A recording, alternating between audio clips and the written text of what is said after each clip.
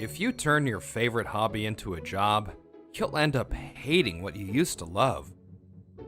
That's why you should purposefully choose a job you dislike and just endure it for 8 hours. You'll be happier if you spend plenty of time on your favorite hobby after that. Some streamer who's good at winning arguments was passionately saying that. But I couldn't help but think he was wrong. Hey, Tatsuru, working overtime this late again? Huh? President Ogawa? Whoa, I didn't realize it was so late. I appreciate your dedication, but your health comes first. Go home now. I'm Tatsuru Kanda. I'm 28 and work at Lovekoi Publishing, a small company with less than 10 employees, including the president. You're one to talk, President Ogawa. You're working late too. It's fine for me. I started this company to do what I love. I love this job too. It was my dream to be involved with books, so I don't mind the overtime at all. Thank you. I'm counting on you. But even if you don't mind, as your employer, I have a responsibility. Right, I understand. Well, I'll be heading home for today. See you tomorrow. I've loved books since I was a kid and always wanted to work for a publisher, but the publishing world is a tough one to get into. Even the major companies only hire about 20 new graduates, and they're still all about prestigious universities, filled with grads from T University and K University. With my university degree, getting into a major publisher was completely out of the question, Master. That was common in my day, but it's surprising some companies are still so focused on university prestige. But because of that, you're fulfilled now, right? Exactly. We don't have enough people to divide the labor, so I get to do everything from start to finish.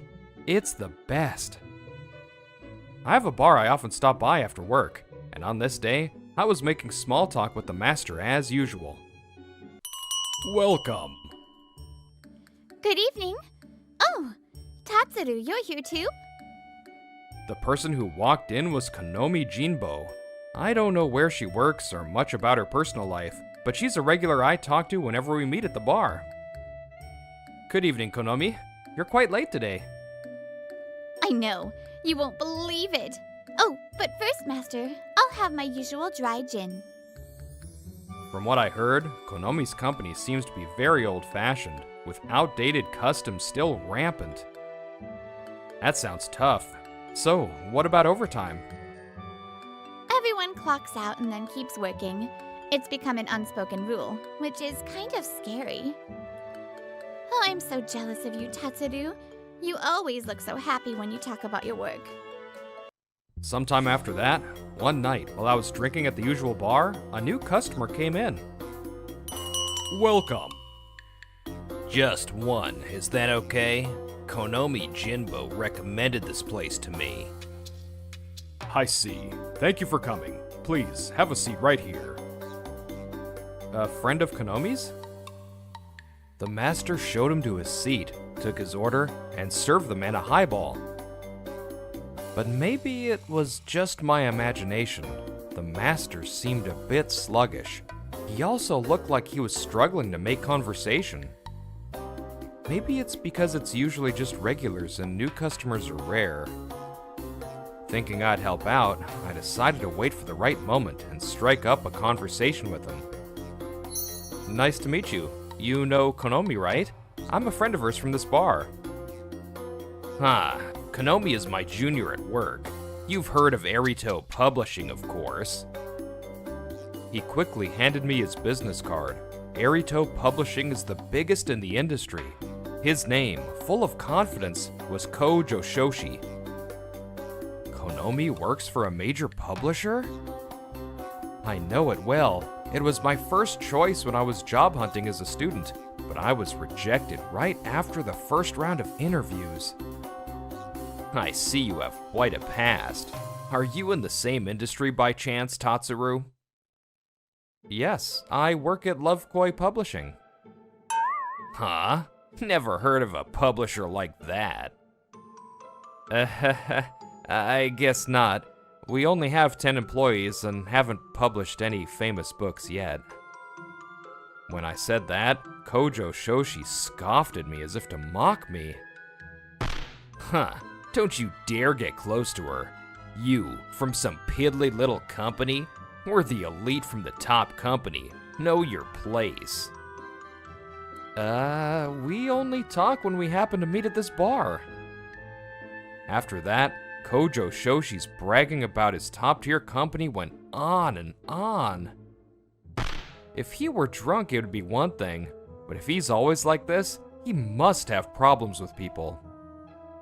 I hate to say it, but his behavior gave me a glimpse of the old-fashioned corporate culture and customs that Konomi was worried about.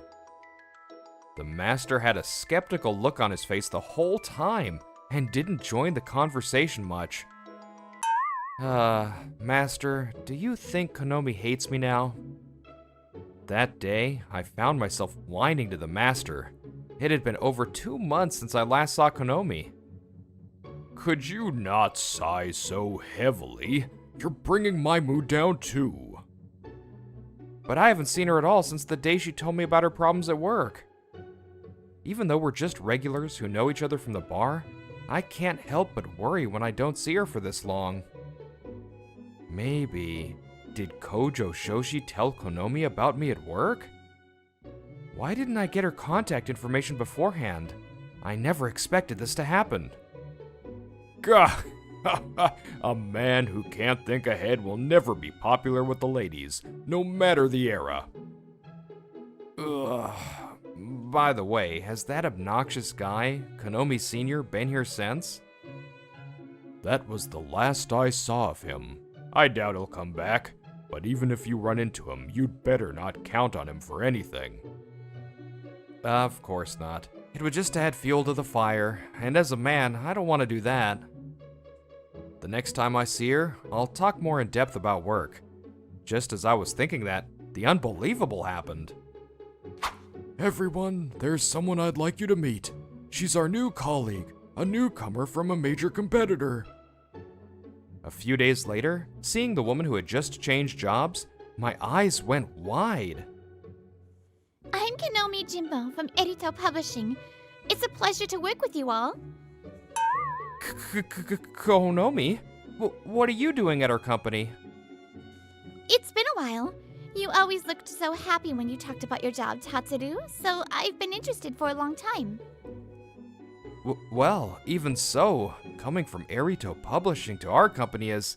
I mean, no offense to you, President Ogawa.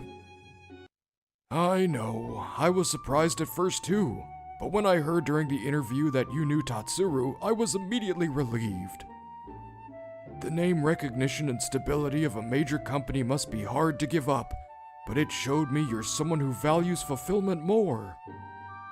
You basically recruited her to her company without even realizing it, Tatsuru. So now you have a big responsibility. Naturally, I'll need you to be her mentor. Of course. Thank you, President Ogawa. Let's do our best, Konomi. Yes, let's. I'm looking forward to it. And just like that, a miracle occurred. The relationship that was just two regulars at a bar a few months ago turned into us being colleagues. In any case, I was relieved to see that Konomi was as cheerful and energetic as ever. Seeing her like this, I guess she didn't hate me after all. Thank goodness. Ironically, during the 2 months I couldn't see her at the bar, I realized keenly that I had special feelings for Konomi. I don't remember telling Konomi where I worked, so she must have heard it from Kojo Shoshi. That said, Konomi wasn't the type of person to look down on me like Kojo Shoshi did. Tatsuru, I've come up with a few book proposals. Could you take a look? On her very first day, Konomi brought in already well-developed proposals. Wow, these are all likely to be big hits. Do you have any authors in mind? Yes. Using my connections from college and my time at Erito Publishing, I can select the perfect author for each proposal from a wide range of candidates. This proposal skill and your extensive network? You're amazing, Konomi. What about the format? The format? What's a format? Her question made my jaw drop, but I quickly added an explanation. The book format, like A5, Shinsho, Bunko, it means the size of the book. Oh, a different department always figured out the best solution for that, so I don't really know much about it. Huh? Oh, right. Major companies have a clear division of labor, so what about selecting the paper for the book? Sorry, I've never done that. Everything related to cost calculation was handled by another department. What about page design or proofreading? Or maybe visiting bookstores and holding publication events? Yes, of course. That was a different department or outsourced. So what exactly can you do besides planning, Konomi? Checking! I can perfectly check everything that comes in from other departments or contractors. I've also already created a checklist to assess your suitability as my mentor, which I'll be submitting to the president later. Ugh, please, go easy on me. So, Konomi was a specialist as an editor, and her proposals kept getting approved one after another. This brings our concurrent projects this month to 5. Are you okay with that? This is nothing. In fact, I'm enjoying the challenge. Because she came from a major company with a division of labor, there were many things she couldn't do, but it didn't take her long to learn the ropes. And so, Konomi quickly became a key employee at Erito Publishing. Welcome. Master, it's been a while. I brought a special guest today. The night Konomi's first book was published, I invited her to our usual bar. Long time no see. She'd only been away for a little while, but for some reason, Konomi seemed unusually awkward. It's been a while. Glad to see you're doing well. Actually, Konomi transferred to my company. Today, we're celebrating the release of her first book, so I suggested we come to the bar where we first met. We all toasted with Konomi's favorite gin, including the master. As we drank, Konomi seemed to relax and started talking about the differences between her old job and her new one. Erito Publishing has a long history, so everyone's very rigid. They never approve any new proposals. They'd get angry and tell me that all I needed to do was follow the successful publications of the past, and that a rookie shouldn't do anything unnecessary.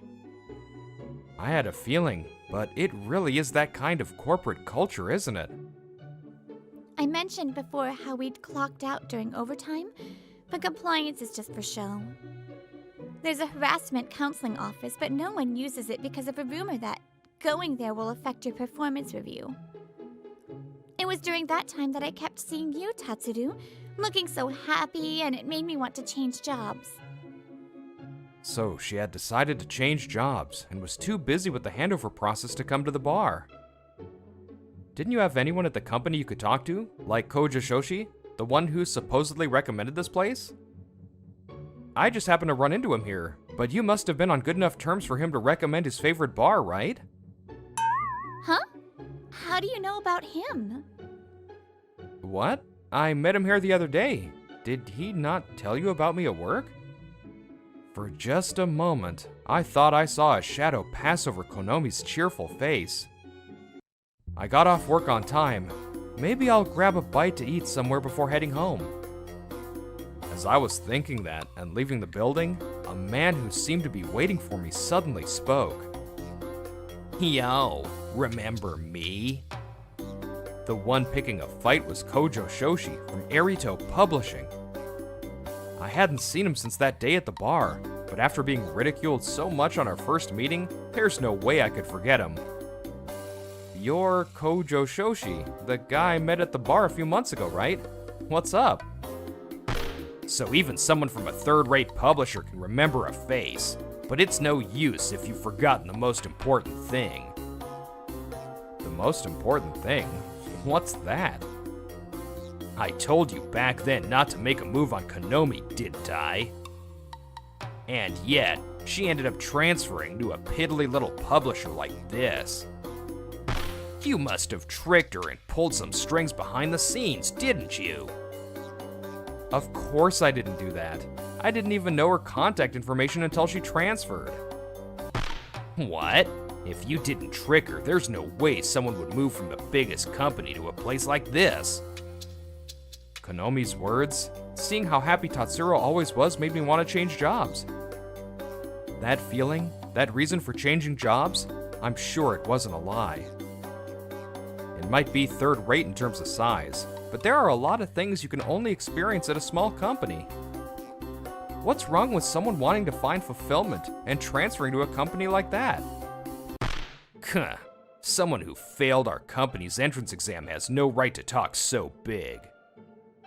Say what you want about me, but our company is definitely going to grow from here on out. And I won't let you insult her for taking action with such great determination and courage. I retorted strongly, thinking I might have dampened Kojo Shoshi's spirit, but he quickly recovered. Konomi. In the direction he was looking was Konomi, who had just left work. Noticing us, she came over. Why are you here, Ko? You came at the right time. This guy is full of lies. I can't even talk to him. Konomi, you're being deceived. Anyone can see a transfer like this is crazy. Snap out of it. Konomi let out a small sigh and glared at him sharply. Give me a break. You're the last person I want to hear anything from about my job change. Huh.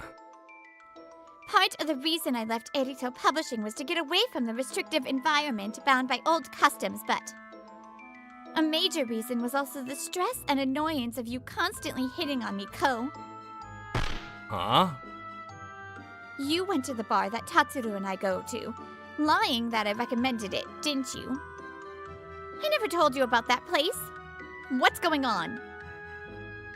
Well, that's,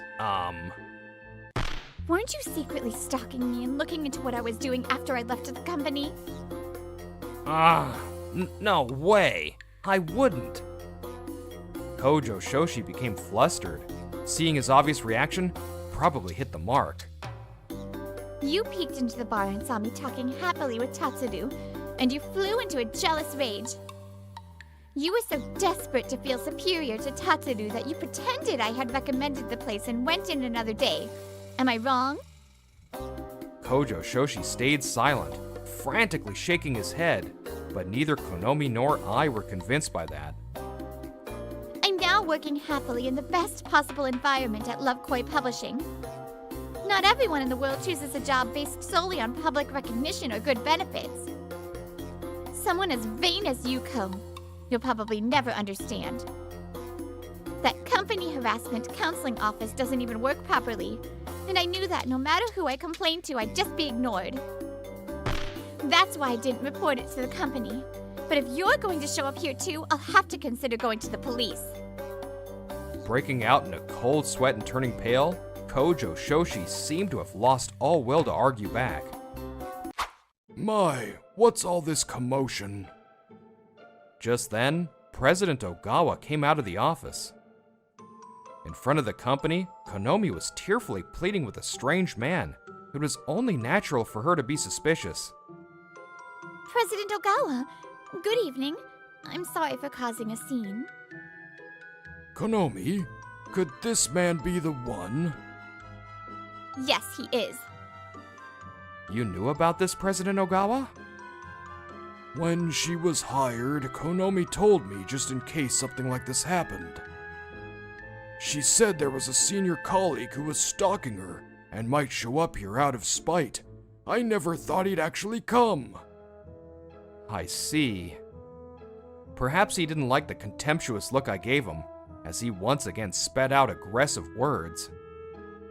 Damn it. A bunch of nobodies from a piddly publisher ganging up on me from Erito Publishing? Hearing Kojo Shoshi's outburst, President Ogawa's expression turned cold as she calmly retorted. You really have a foul mouth. I'll have to lodge a formal complaint with the upper management at Erito Publishing. Huh? A complaint from a nobody like Lovekoi Publishing will never reach our top brass. This is why people who don't know their place are such a pain. At this comment from Kojo Shoshi, both Konomi and I could only hang our heads in disbelief, because... I see. Well, the president of your company is my younger brother, but you're saying it still won't reach his ears? If you want, I can call my brother right now and have him come over. Gah! I hear that her brother has always been afraid of his older sister and can't stand up to her, so you'd better be prepared. No way! Is that even possible? Kojo Shoshi hurriedly bowed his head, but President Ogawa ignored him and reported everything over the phone.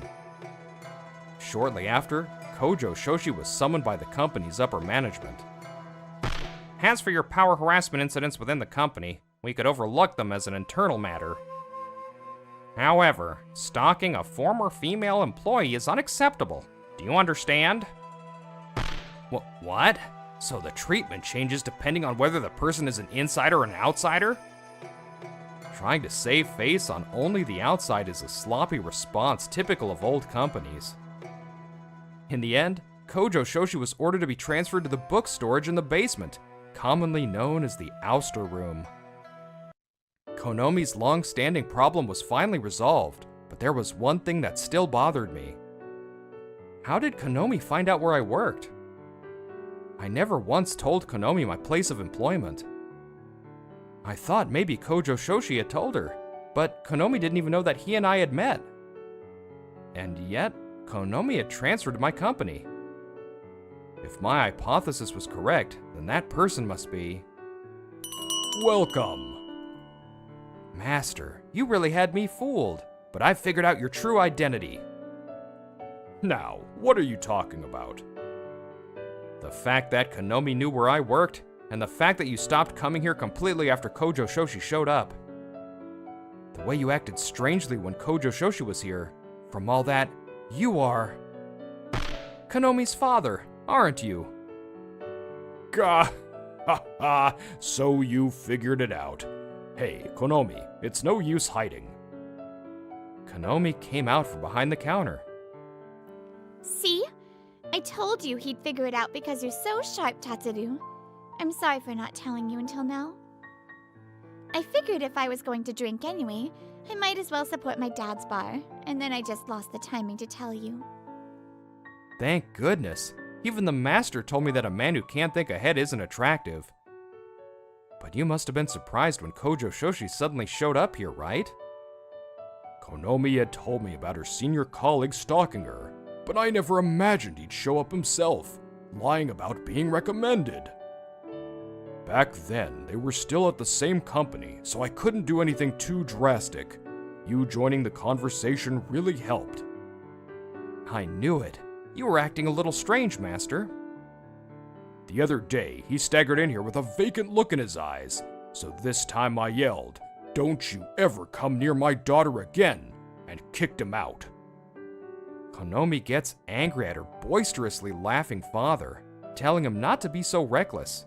Seeing the two of them like this, I knew I wouldn't get another chance. Master, may I have your permission to date... No, to date Konomi? What? Hey, Tatsuru, you're getting ahead of yourself. Gah, ha, ha. So, a man who can think ahead tries to win me over first, eh? I like your style. You have my approval. Besides, if I didn't like you, I wouldn't have recommended you transfer to his company in the first place. Hey, don't leave me out of this. In every industry, there are big corporations, small and medium-sized businesses, and tiny companies, and all of them are respectable jobs. There's no such thing as a superior or inferior job. Everyone has different values they look for in their work, and it's perfectly fine to turn what you love into a job. Konomi, I look forward to our future together. Yes, me too. What's wrong with making a living out of what you love? Thanks to that, I was able to meet my irreplaceable partner. I want to prove it with my own life, so that one day I can even challenge that famous debate king.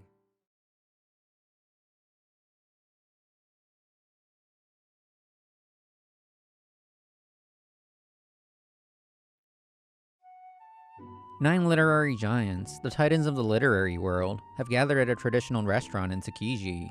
They all wear grim expressions. And for good reason. The Aoki Prize is the highest honor that every writer dreams of. Because the prize holds such value, the selection committee meetings often become heated. This time is no different, as the veteran authors clash with their differing opinions. Teacher, I'm getting really nervous.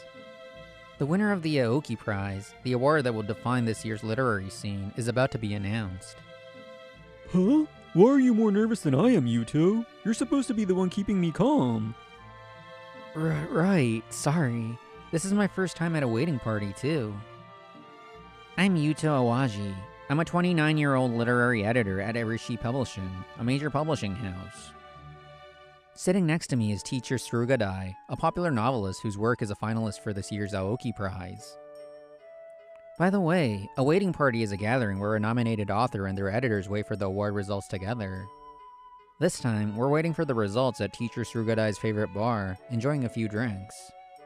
Still, this waiting party tradition is a great thing. If you win, people celebrate with you, and if you lose, they comfort you. If I were home alone, I'd probably go crazy from the anxiety. So having you here with me is a huge help, Yuto.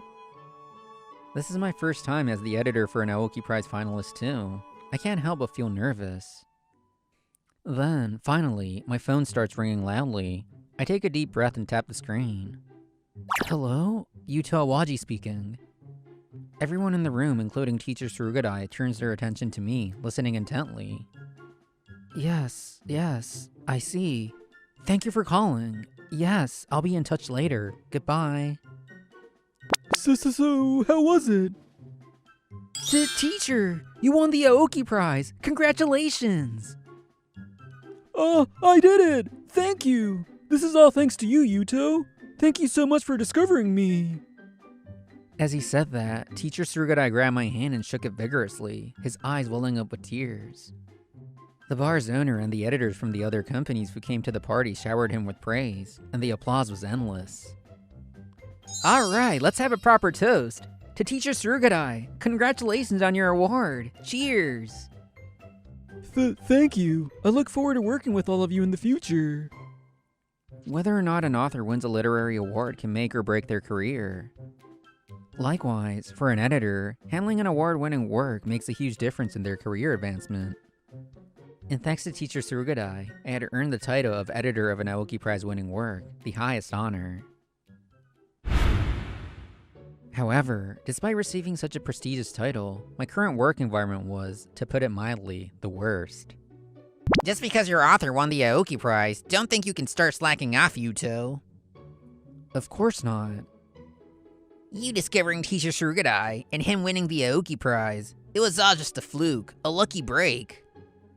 There are always useless editors who get a big head just because they're in charge of an award-winning author. Especially you, considering you've never accomplished anything before this. I don't think I'm so great, not in the slightest. That's Teru Hananikake, a senior in the literary department. It's impressive that he's rumored to be the next department head at such a young age, but the problem is, he's a walking ball of pride. Even though our department produced an Aoki Prize winner, he hasn't congratulated me even once. In any case, everyone at Erito Publishing has a superiority complex, and tripping each other up is a daily occurrence. With my level of experience, I can see right through people like you. They all get carried away with that exception. Maybe you've met people like that, but I'm not one of them. Yeah, I don't need to hear your self-righteous claims about how you're different from the rest. Teacher Surugadai's work wouldn't have sold at any other company. It's all thanks to the history and reputation of Erito Publishing. What? You look dissatisfied. Don't get cocky, you incompetent fool. It seems he noticed my expression hardening at his string of insults. I've been at this company for 7 years. After being subjected to this kind of sarcasm every single day, I no longer had any lingering attachment to the company I once admired. What? You're quitting your job? That's right. I'm sorry to surprise you with such sudden news. I'm still thinking about my next move, including options outside of publishing. Having made up my mind to quit, I came to an izakaya away from the office to tell teacher Surugadai. If you don't mind my asking, could you tell me why? Of course, you've done so much for me, teacher. I confessed that I was fed up with the elitist and exclusionary attitude that pervaded the company, not just from Hananikake, and then... I see. That's just like you, Yuto. You've always hated judging people by their appearance or titles. After all, you were the only one who seriously read the manuscript of a complete nobody like me. I've been turned away by every other publisher, so your response truly saved me. Has it already been 5 years since then? How nostalgic. I first met Teacher Surugadai when he brought in his manuscript without an appointment. It was still rough around the edges, but it had a spark that other writers lacked. After telling him that, we spent the next year and a half working together, researching what makes a novel sell until his debut. I wouldn't be where I am today if it weren't for you, Yuto, for taking care of me until my debut. I want to be someone who never forgets a kindness, so no matter what happens, you and I will be friends for life. Teacher, thank you. Once I've figured out my next steps, I'll be sure to let you know. I'm looking forward to it. I'm sure you'll succeed in any field you choose, Yuto. Yes, I'll give it some more serious thought. To be honest, the recent decline of print culture had been weighing on my mind, and a part of me felt anxious about the future of the publishing world. I thought that if I were to try a completely different industry, now, on the cusp of 30, might be my last chance. Teacher Surugadai and all the other authors I've met, looking back, they're all precious assets to me. I will continue to live in the world of publishing that I love so much. I made a vow to myself. Hello? Yuto! It's been a while. The next day, a familiar voice came through the phone. It belonged to the one person I really wanted to talk to about changing jobs within the publishing industry. Konomi Jimbo, a former colleague who changed jobs a few years ago. I'd only seen her once since then, but I vividly remembered her telling me how much she was enjoying her new job. Sorry for calling you out of the blue. How have you been, Konomi? I'm doing great, although I'm actually on maternity leave right now. Maternity leave? Wow, congratulations! I'm sorry, I didn't know. I hope I'm not bothering you at a busy time. Realizing I should keep it brief, I quickly told her I was thinking about changing jobs. I see. Well, since I can't really do much right now, how about I introduce you to the person who inspired me to change jobs? He's my husband. Things moved quickly, and a few days later, I was meeting Konomi's husband, Tatsuru Kanda. It's a pleasure to meet you. I hear my wife was in your care back at Erito Publishing. Thank you for everything. Not at all. Actually, I'm considering a job at your company, and I was hoping I could ask you a few questions. It's small, but Lovekoi Publishing is the best. Independent and anonymous. That's our company culture in a nutshell. You can create books based on your own ideas and take full responsibility, without any unknowing interference. The president is kind, the atmosphere is open. I don't think you'll find a better place to work. That's amazing. Your wife told me something very similar. My wife was enjoying her job so much, she was complaining about not wanting to take maternity leave. Watching Tatsuru speak with such a genuine smile, I could clearly picture a future free from all my worries and anxieties. The mid-career exam for Lovekoi Publishing. I'll definitely pass it. So, about 4 months passed. My wish came true, and I joined Lovekoi Publishing. I was just starting to get used to the work. Yuto, when you have a moment, could you please check these gallery proofs? I can do it now. I'll get right on it. Thank you. This is Chihiro Suda. She joined the company right after college and is 4 years younger than me. She really looks up to me, the guy who transferred from a major publisher. Just to be clear, the reason I speak to her so casually is because she asked me to, so she could feel comfortable and I could teach her more about the job. But thanks to you joining us, Yuto, our literary department has changed dramatically. Before, authors would just assume their books wouldn't sell if they were published by an unknown company like us. She must have had a lot of pent-up frustration. Chihiro pouted as she complained. It's true that the name Erito Publishing helped me out sometimes, but working for a major publisher isn't all good. I told Chihiro about the useless pride and elitism that were the main reasons I changed jobs. I see. It must have been infuriating to have Teacher Surugadai's achievements, which you worked on together, be credited solely to the company's fame. That's not all. Do you know why most best-selling novelists only publish with the big 6 major companies? Huh? Isn't that the very reason I've been struggling all this time? Please tell me. Every novelist has their own writing cycle. Some take half a year to write a book, some take a full year. They all work at different paces. For example, if an author who takes a year per book writes for 20 different publishers, when can you ask them for a sequel? Does that mean 20 years later? The readers would get tired of waiting that long for a sequel. Exactly. So to ensure that best-selling authors publish with them at least once every 6 years, the big 6 thoroughly exclude other companies. The 6 companies work together, constantly taking care of the author's needs, attending drinking parties with them, and basically boxing them in to keep editors from other companies away. If just one other company gets involved, it delays their own guaranteed profitable publication by a year. Of course they're desperate. That's awful. I had no idea such a dirty adult world existed. I was on that side until just recently. I probably don't have the right to say anything. Don't worry, this is just about the corrupt traditions and customs of the past. I won't let things stay this way. Huh? Do you have a plan? I'm gonna blow a hole through this industry's rotten conventions. In fact, I've already thought of a plan. Saying that, I whispered into Chihiro's ear. Are you serious? Chihiro's eyes widened at the plan, which was so outlandish. No, it was downright reckless. The bad habits of an old industry really are hard to get rid of, aren't they? That day, after work, I came to an izakaya with Chihiro and Tetsuru, who had helped me before I joined the company. Did your wife say something similar? She did.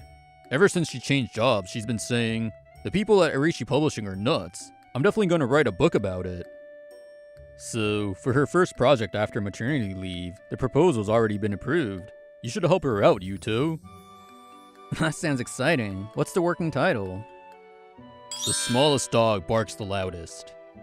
I see. How about a subtitle like The Downfall of a Company of Naked Emperors? That's good, but isn't it a bit too serious? What about something like, is that pride really necessary? As expected from the literary department. I just sent a message to my wife. We're going with Chihiro's idea.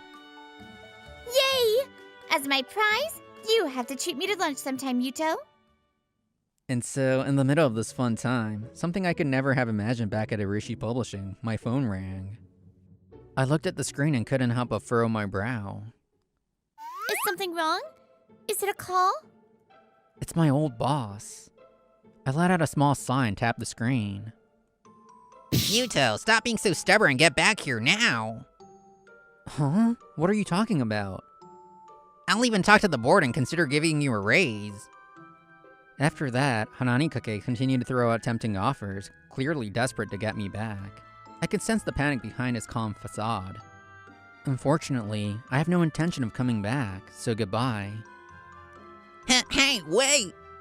Chihiro peered at my face from beside me. Not wanting to worry her, I quickly apologized and returned to our conversation. A few more months passed, and I finally achieved a major goal I've been working towards. I managed to arrange for Teacher Surugadai's first work since winning the Aoki Prize to be published by Lovecoy Publishing. You did it, Yuto! You finally broke the cycle of him rotating between the big 6 publishers.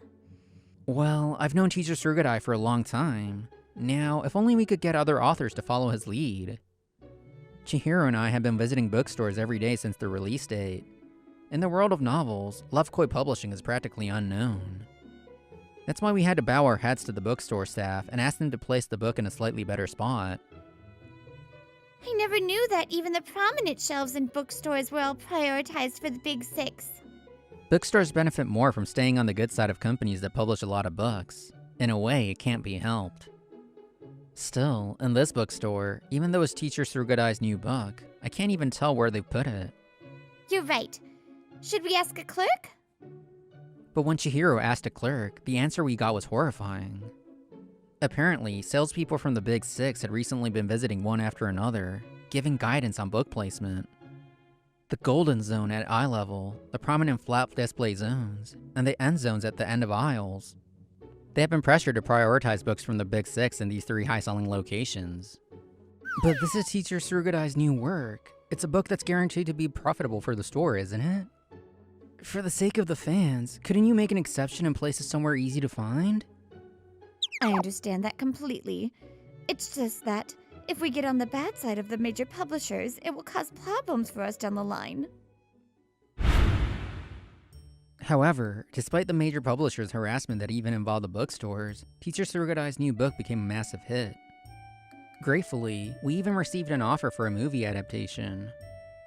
Yes, thank you. I'll discuss the movie adaptation with the teacher and get back to you. In addition to adaptations for TV, movies, or games, an editor's job is also to be the point of contact for all corporate inquiries, like interview requests. I was screaming with joy as I threw myself into my work when it happened. Yuto, if you're here, show yourself. It's a small company, so there's no reception desk or security guard. Hananikake just brazenly walked right up to me. Showing up unannounced like this is a problem. What do you want? What do I want? Why haven't you responded? You're coming back to us, aren't you? I believe I told you I have absolutely no intention of returning. Still holding a grudge, are we? No, that's not it. I'm the one asking you to come back. Me, the future head of the department at Erito Publishing. Why are you so desperate to bring back someone as incompetent as me? That's because things have changed since then. Hananikake gritted his teeth. It was obvious he was swallowing his pride. That teacher Surugadai is saying he's gonna pull his publishing rights from us. Surprising, isn't it? The moment I got the call from Hananikake asking me to come back, I suspected this was the reason. Well, that's between Teacher Surugadai and Erito Publishing. It has nothing to do with me. But that stubborn old man is saying that he owes his debut to you, that his works are essentially collaborations with you. And he says it's wrong for Erito Publishing to keep profiting without you. Can you believe it? By the way, publishing rights are held by the author, and a book can only be published when they grant permission to the publisher. So, if Teacher Surugadai pulls the rights for the novels he previously published with Erito Publishing, it means Erito Publishing will no longer be able to print more copies of his past works. Teacher, so you were serious? Actually, the teacher consulted me about this before, and I was against it. You can't live on sentiment alone. An author has to make a living. I told him so many times that if he was just thinking about sales of his back catalog, it would be better to leave the rights with a major publisher. But now that it's come to this, I have a duty to honor Teacher Surugadai's feelings. I never planned on going back, but now that I've heard about Teacher Surugadai's resolve, there's absolutely no way I can return. What? Are you an idiot? Your salary, your title, your social standing would all improve. There are people in this world who want to do meaningful work with people they connect with on a deeper level, not just for superficial things. I'm sure you'll never understand that. His pride as an elite was high, and he was an Erito Publishing man through and through.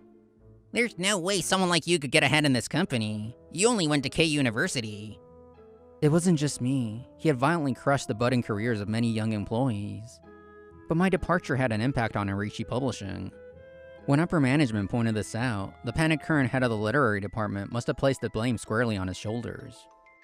If he didn't bring me back, his own position would be in jeopardy. It was obvious why he was so obsessed with me. Yuto, we've reached an agreement with everyone regarding the publishing rights, and we even have their signatures. Just then, Teacher Surugadai and 3 other novelists arrived at the office, led by Chihiro. Chihiro, a law school graduate, had a judicial scrivener friend of hers join them to explain the publishing rights once more. She made sure the authors fully understood and were comfortable with everything before they signed the contracts. What is this? Not just Teacher Surugadai, but Teacher Sarugaku, Teacher Misaki, and Teacher Nishiki too. They were all established authors I had been in charge of during my time at Erito Publishing. Hananikake, it's true that we are grateful for what Erito Publishing has done for us. But before we are novelists, we are human beings. We want to continue creating good work with people who understand the constant struggle of a writer. We can't work with people who rest on their laurels just because they're a major publisher and have no respect for the creators. Well, your sentiment is admirable, but realistically, there will be a huge difference in sales between Erito Publishing and Lovekoi Publishing. You won't get prominent placement in bookstores, so it'll be hard to gain new fans. Are you okay with that? Of course, we're prepared for that. but we will absolutely not let the publishing world continue with these corrupt practices. We sense that potential for change from Yuto and Chihiro. It's a gamble worth taking, isn't it?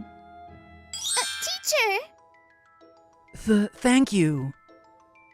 Whether he knew how moved I was or not, Hananikake let out a deliberately loud sigh. Yeah, I see. You dreamers can just go on playing friends, talking about your ideals.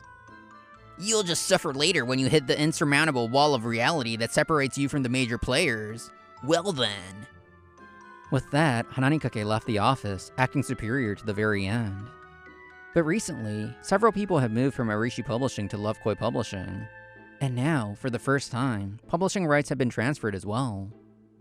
Slowly but surely, something was starting to change. I was convinced of it. Now, for a little about what happened after. To put it simply, the publishing rights issue became a far bigger problem than Hananikake ever imagined. The 4 novelists who pulled their rights from Erito Publishing had a combined total of 25 works. All of them were popular works that had been reprinted many times. Hananikake was held responsible by his elite superiors. You told me I'd be the department head after the next promotion. This is a joke. Does HR not see all my past accomplishments? Was his self-assessment really accurate, considering he spent all his time belittling promising juniors and crushing their careers? At a major company with plenty of talent, it was now surely impossible for Hananikake to ever climb the corporate ladder again. The 25 works were to be re-released under Lovekoi Publishing. Chihiro and I were in charge. Many of the authors wanted to make some additions and corrections to reflect the changing times, so we were dizzyingly busy.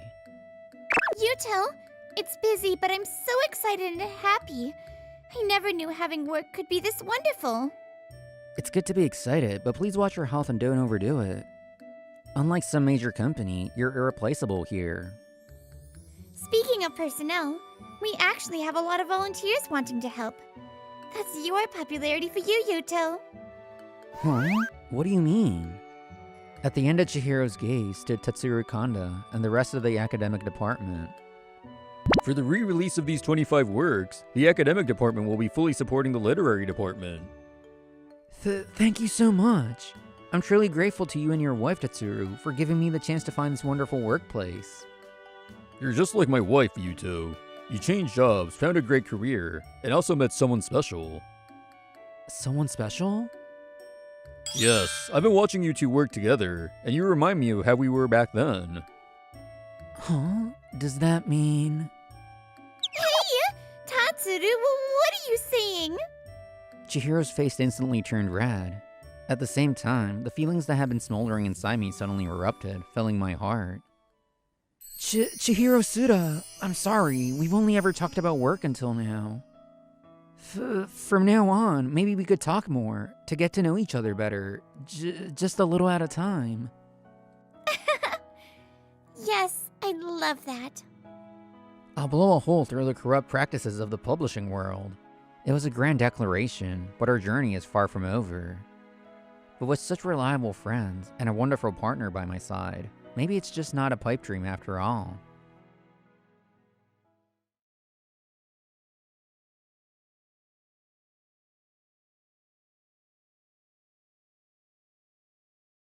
The new series you're in charge of. I heard you got 3rd place in the readers poll. That's amazing. It's a manga artist that I've been working with since before I debuted. I feel more motivated for this new series than ever before. Miss Higashiyama puffed up her chest proudly. I'm Yusei Komaba, 30. I work for Elite Publishing's, largest of its kind in the industry. I'm an editor for the weekly manga series Young Elite that boasts the most publications in Japan. Your series is celebrating 10 years, right? Congrats! This is Akina Higashiyama. She works in the same department as me. We've been rivals since we started here. Thank you, but I took over from my predecessor, so it's not like I started it from scratch. But it's not wrong to say that the series went viral after you took over. I need to work hard for my own long-term series. I got to work hard alongside Miss Higashiyama and work with the mangas I love. I was happy. But there was one problem. This publishing company is over 100 years old. so the structure of the company was way too old. Unpaid overtime was the norm. Taking PTO meant hearing comments from your supervisors, and harassment wasn't uncommon. Higashiyama, the idol that was supposed to be on the cover had a scandal. The photo shoot is off. Thanks to all of this, the editor-in-chief is furious. Go make some tea and try to make them happy. It's hard for us to do our jobs when that person is unhappy. This is Taro Kusune. He was one of our 4 vice-in-chief.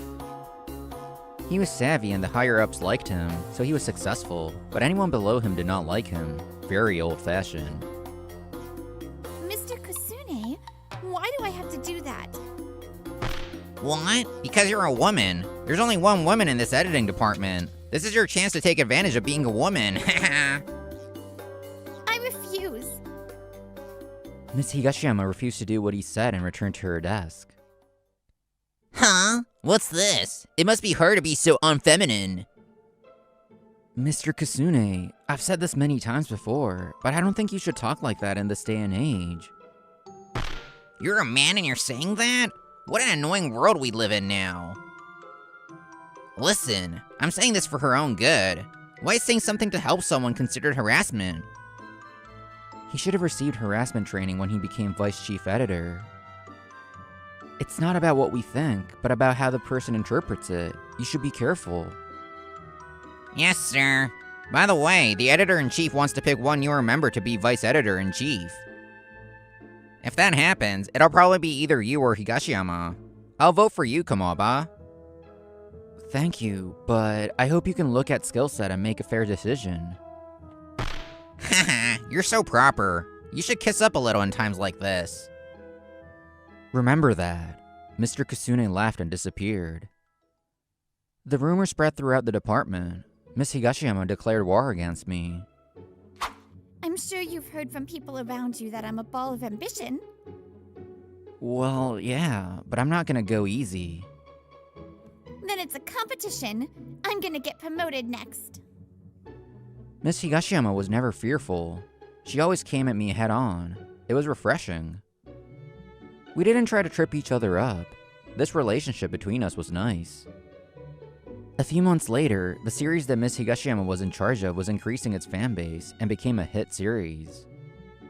The first book sold unbelievable numbers. She was getting results. Yusei Komaba, you've been promoted to Vice Editor-in-Chief. Congratulations! Thank you. I also worked hard to make the series I was given a popular one. But these past 6 months, Miss Higashiyama did better than I did.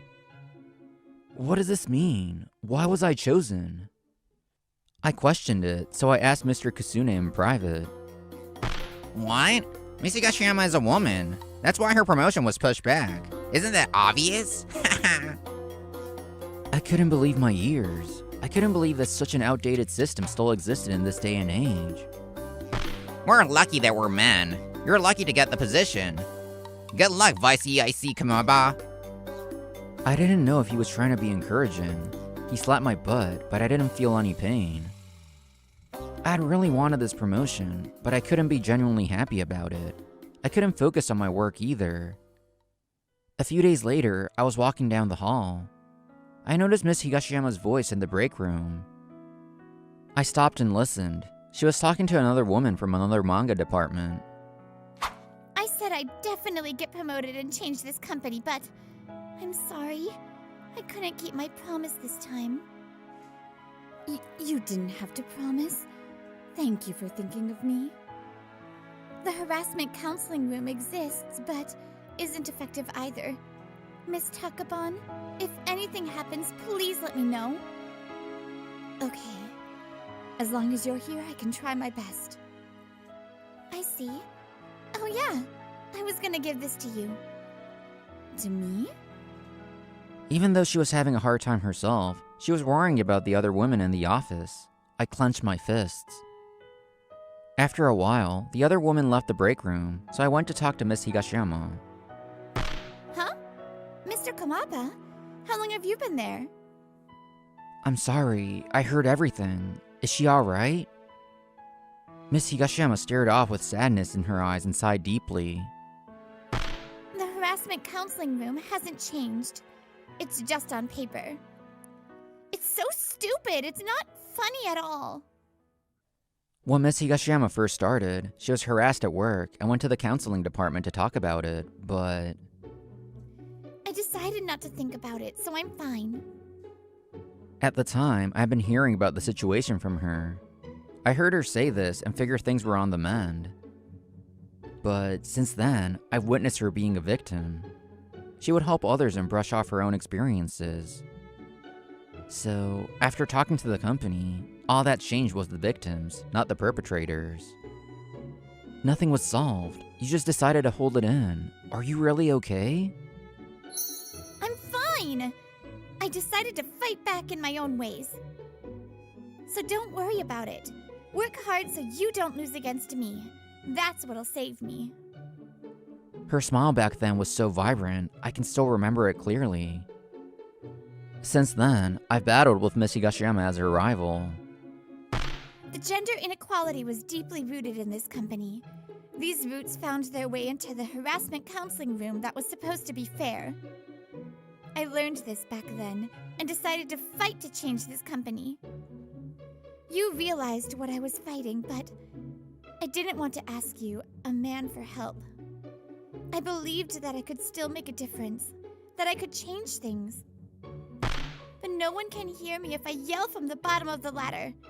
I have to have more power to make change. People always said Miss Higashiyama was a ball of ambition. She had a quiet fire burning inside of her.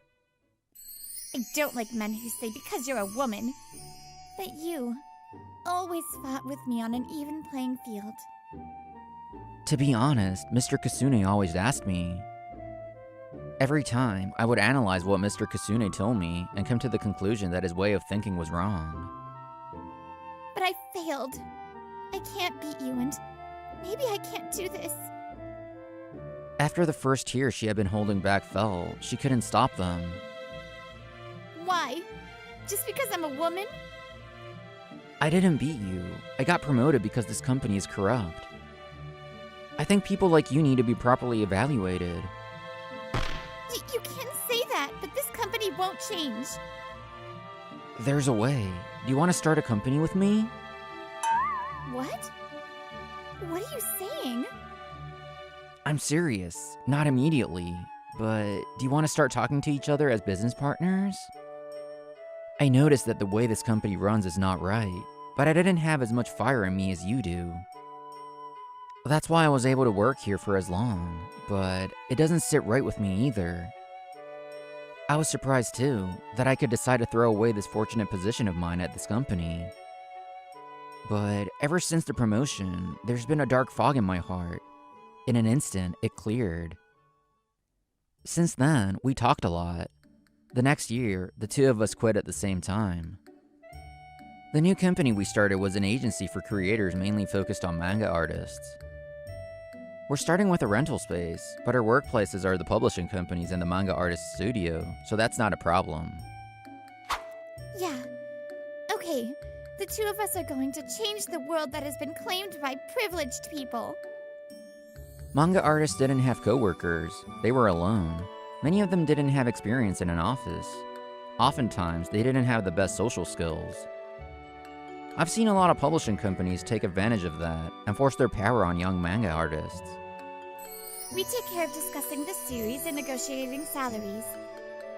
This allows manga artists to focus on their work. We protect them from the publishing company's impossible demands.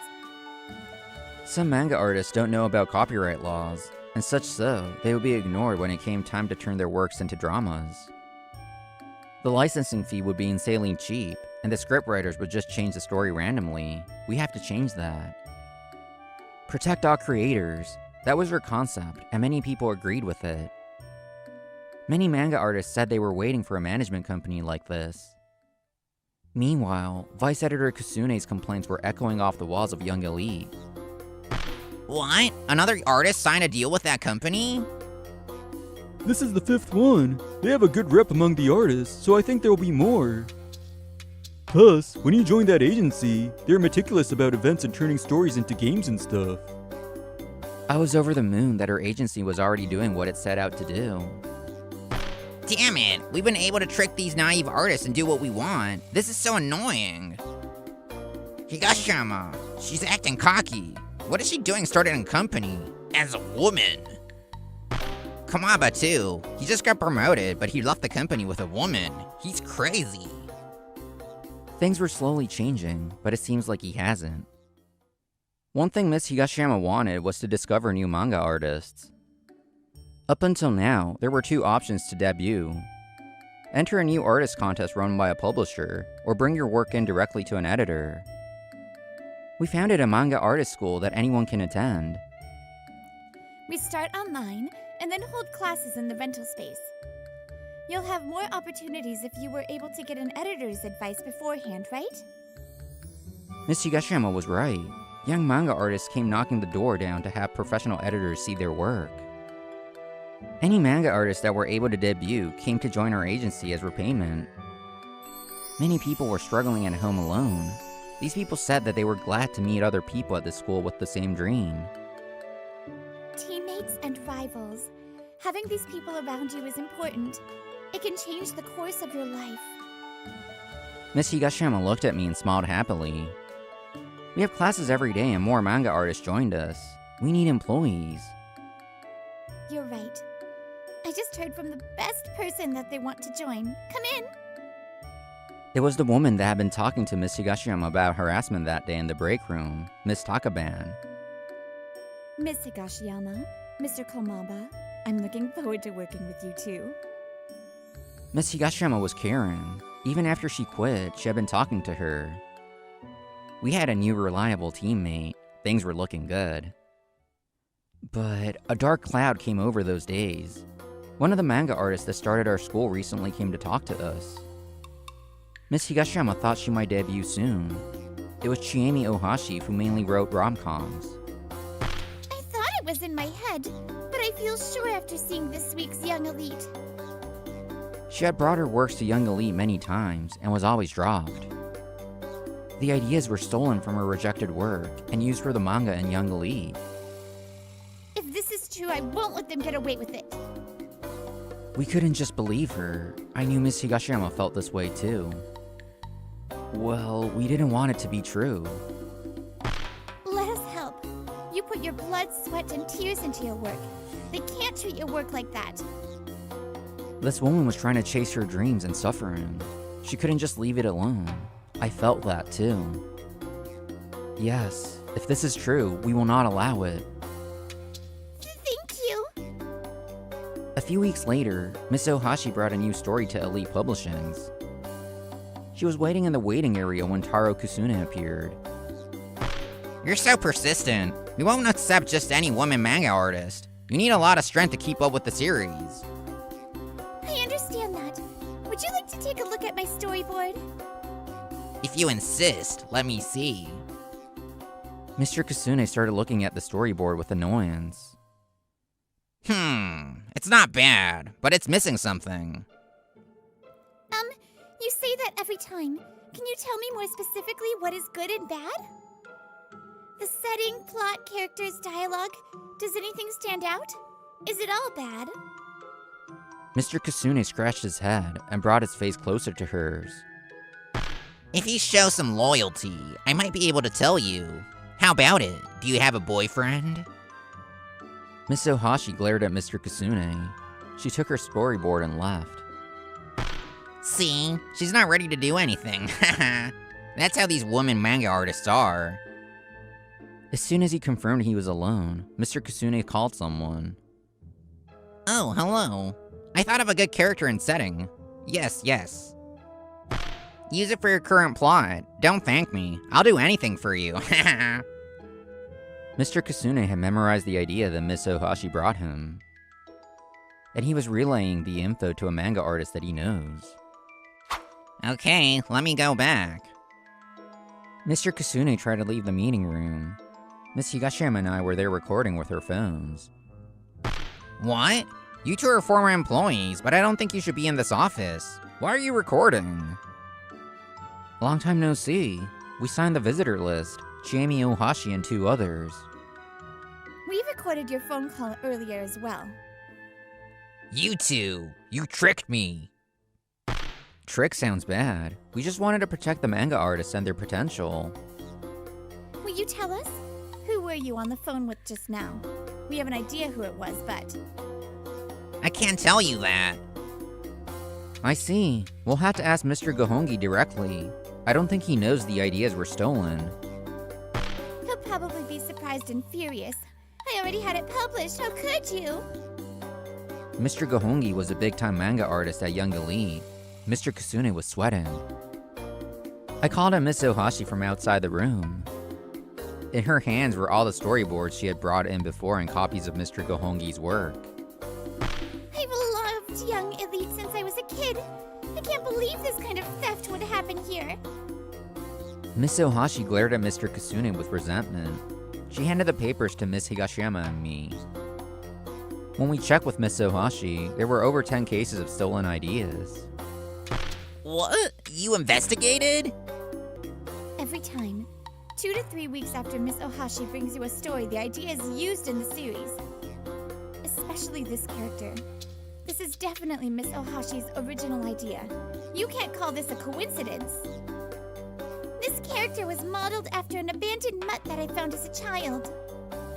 We don't know what kind of dog it is, and it has unique patterns, but it looks the same and has the same name. Grr. Mr. Kasune couldn't say anything after seeing the picture of the dog. He ran away. This is bad. How can I tell Mr. Gohongi? Mr. Kasune ran away into the editing department where outside people couldn't enter. But Miss Higashiyama and I thought this through. We had already made our move. Mr. Kasune, do you have a moment? What is it? I'm busy. Talk to me later. But the board told me that you need to come right now. Bored? Did they already find out? No way. There's still time.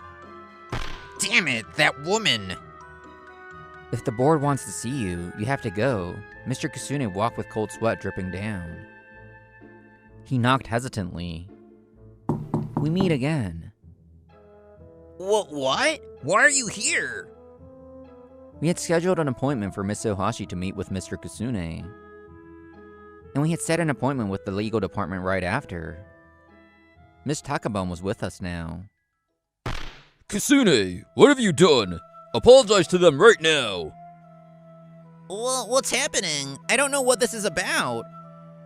Don't play dumb. Harassment based on outdated gender ideals. I have shivers down my spine. What? I take care of my subordinates. I was rooting for your promotion, but the result was unfortunate. Mr. Kasune desperately tried to cover his tracks in front of the board member. I almost said something, but this was about the woman. I was always worried about Miss Takabon. I've known her since college. Even though she was in another department, you talked to her constantly. You even followed her home, didn't you? Stop saying nonsense. Do you even have proof? What? You know what this is about, and yet you ask for proof? You want the proof? I felt bad about leaving Miss Takabon when I quit. I kept in touch with her. Miss Takabon is kind, so you probably thought she couldn't do anything. But she asked me for help. She mustered the courage and took action. So I gave her this. I told her it would help bring you down. It was a pen that could record things. Miss Higashiyama had asked her to gather evidence. Miss Takabon laid out pictures and logs of the voice recordings on the desk. These are all lies. I'm being framed. Don't believe them. Mr. Kasune tried to cling to the board member, but he looked like he had given up. We've already sent the evidence to your legal department through a lawyer. We're planning to sue. Sue? Is it worth all that? I wanted Miss Takabon to survive in this male-dominated society. Stop talking. Just hearing your voice is terrible. You couldn't imagine these words coming from Miss Takabon's kind mouth. Mr. Kasune wilted. I had to tell him something. There was something nagging at my chest. Mr. Kasune, do you remember when I asked you why I was promoted instead of Miss Higashiyama? What? I hadn't told her about this. I held it all in.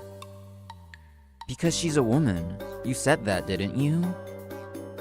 I was painfully aware that that was how this company worked. But in this day and age, you'll only get left behind. Please admit it, Miss Higashiyama deserved that promotion more than I did. And that you can't destroy the dreams of these manga artists just because they're women. I had fought with and alongside Miss Higashiyama. I couldn't let it go that this was how that ended. The board member looked uncomfortable. I bet he was aware too. They didn't make eye contact with me and bowed their heads. Kisune, you'll be punished later. Mr. Komaba, Miss Higashiyama, Miss Takaban, I'm sincerely sorry about all this. It is partially the company's fault. I will make sure he learns his lesson, so go easy on us. This board member had a lot of pride and was very old-fashioned. I felt like I took down a big obstacle. Miss Higashiyama glared unforgivingly, but she smiled at me. Stealing ideas for manga artists and various counts of harassment. Mr. Kusune's wrongdoings were discovered by all the higher-ups. But Elite Publishing's was soft. They tried to send Mr. Kusune to a random department and leave it at that. That was close. The company isn't brave enough to tell Mr. Gohongi about all this. Once this blows over, I'll be back in editing. I'm an important asset. Their lawyer responded, "He's deeply regretful and he was transferred, so please be kind." What? That's it? How corrupt are they? I'm glad I prepared something else. Miss Higashiyama asked the lawyer to sue and contacted someone for the second part of her plan. That night, Elite Publishing was on the news for all their shady business. Mr. Kusune's stuff was terrible, but the company was blamed for trying to hide it. It went viral. Elite Publishing panicked and held a press conference. Mr. Gohongi had no part in the recent events. All the responsibility falls on the current editors. We are deeply apologetic. Mr. Kusune was fired for his many offenses. But the company's image was terrible. On top of that, Mr. Gohongi's series was cut because of the theft. People were furious. What? Mr. Gohongi did nothing wrong. The legal responsibility was all on Mr. Kusune. But his own work became a stolen one. Mr. Gohongi couldn't stand that. There was talks of the CEO resigning because of all this. Apparently, this CEO is the younger brother of the female CEO of Love Koi Publishings. What happened to this CEO? That's a story for another day. Sir, please raise your head. Mr. Gohongi was a victim, but he'd apologized to Miss Ohashi. Mr. Gohongi was a best-selling artist, so he quickly found another company to work with. He's moved on. Congrats on your series. Thank you. It's thanks to you all that I was able to debut. 6 months since the scandal, Chiemi Ohashi's got her series. Miss Ohashi, you've shined from the start. Have confidence and good luck. Elite Publishing's apologized to her for the theft and paid her as well. She exchanged contacts with Mr. Gohongi, and they go out for meals sometimes. This is a long overdue, but thank you for letting me start this company with you. Thanks to you, I'm able to let my skills shine. A few days later, Miss Higashiyama told me this. She looked a little nervous. So, the rivals thing, I'm pretty over it. I mean, we're still a team, but... not. I want to be your girlfriend. Okay. What? Really? Wait, that was so casual. It's not casual. I like you. I never said anything, but since we became rivals, I have been into her. I was waiting for her to have feelings for me too. She blushed when I told her this. She tried to change the way that women can exist. I'm sure the ripple effects are happening even now. Everyone has their own beliefs, their own ideal society. Sometimes we'll hit obstacles and trip, but I believe we are marching toward a brighter future.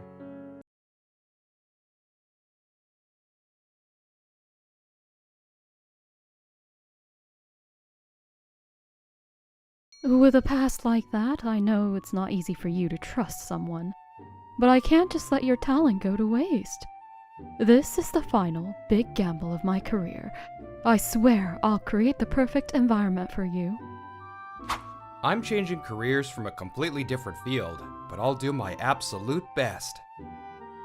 My colleagues watching my introduction all have bewildered looks on their faces.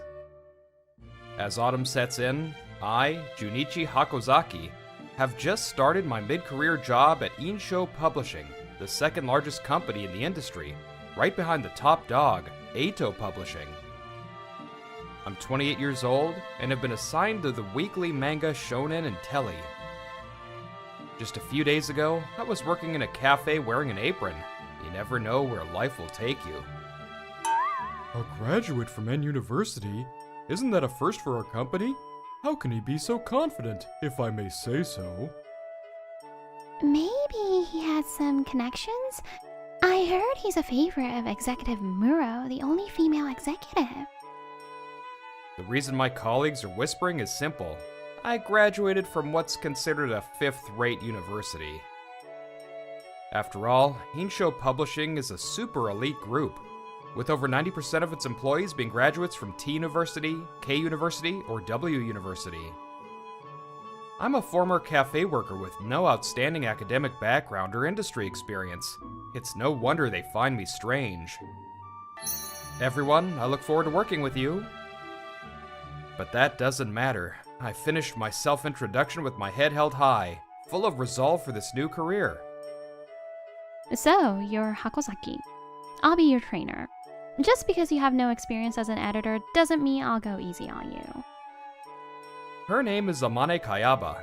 She's 1 year older than me, and has been with the Shonen and Telly editorial department for 7 years. And judging by the way everyone looks at her, she must be the office sweetheart. I have no intention of using my inexperience as an excuse. I look forward to working with you. The next day, my training with Kayaba began immediately. She's a T University graduate, but she treats me just like anyone else. More than the job itself, it's important to get your body used to the unique weekly manga schedule. Storyboard checks on Monday, new series meetings on Tuesday, planning meetings on Wednesday, proofreading on Thursday, and meetings with artists on Friday. While doing all that, we also have to scout for new talent, promote the manga we're in charge of, and plan events. And of course, researching reader needs and social trends is part of our daily work. Exactly. It might be hectic at first, but once you get used to it, your mind and body will move on their own. For a while, my days were spent studying as an assistant to Kayaba's artists. Thanks to Kayaba's precise guidance, I was able to get the hang of the job surprisingly quickly. I'm also grateful that most of the employees I interact with are friendly, despite being from top universities. But there's one man who glares at me with envy. Damn it, he's just a graduate from a third-rate university, yet he's getting all friendly with my Amane. He's Daiji Zonji, also a T University graduate in the Shonen and Telly editorial department, just like Kayaba. He's always watching me and making snide remarks whenever he gets the chance. Don't get too carried away, know your place, and make sure you don't cause any trouble for Amane. Huh? I'll take that to heart and do my best.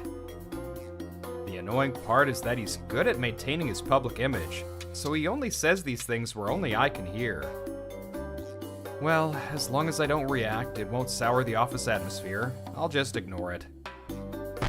Huh, no need to rush. A man with no education and no guts to talk back, he's no match for me.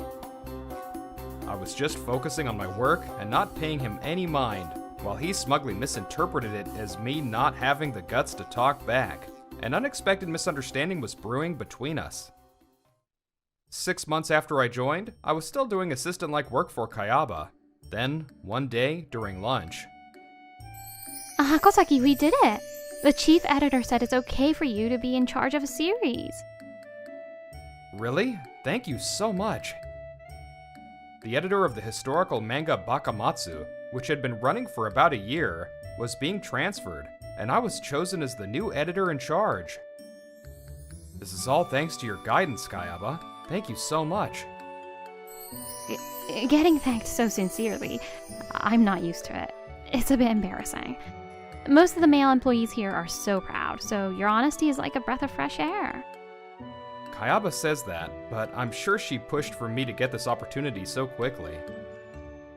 I want to get results and live up to her expectations. From that day on, I immediately reread Bakumatsu from the first chapter and analyzed the reader surveys. I also found and read all the past works of the artist before meeting with the previous editor. And to be honest, it's been at the bottom of the reader surveys since its 3rd month. It could be canceled at any time. The previous editor said, biting her lip in frustration. Could you tell me everything you remember about the meetings with the artist during the planning stage? Let's see. First, the reason we thought this would be a hit was... I see. I can feel the passion you both had back then. I'll do my best to carry on that spirit. I crammed all the data I received into my head and headed into my first meeting with the artist. And then... This is amazing, Hakozaki. Bakumatsu's popularity is soaring. 1 month after I took over, Bakumatsu made a comeback in just 4 chapters. I know, right? It feels so good to be appreciated by the readers.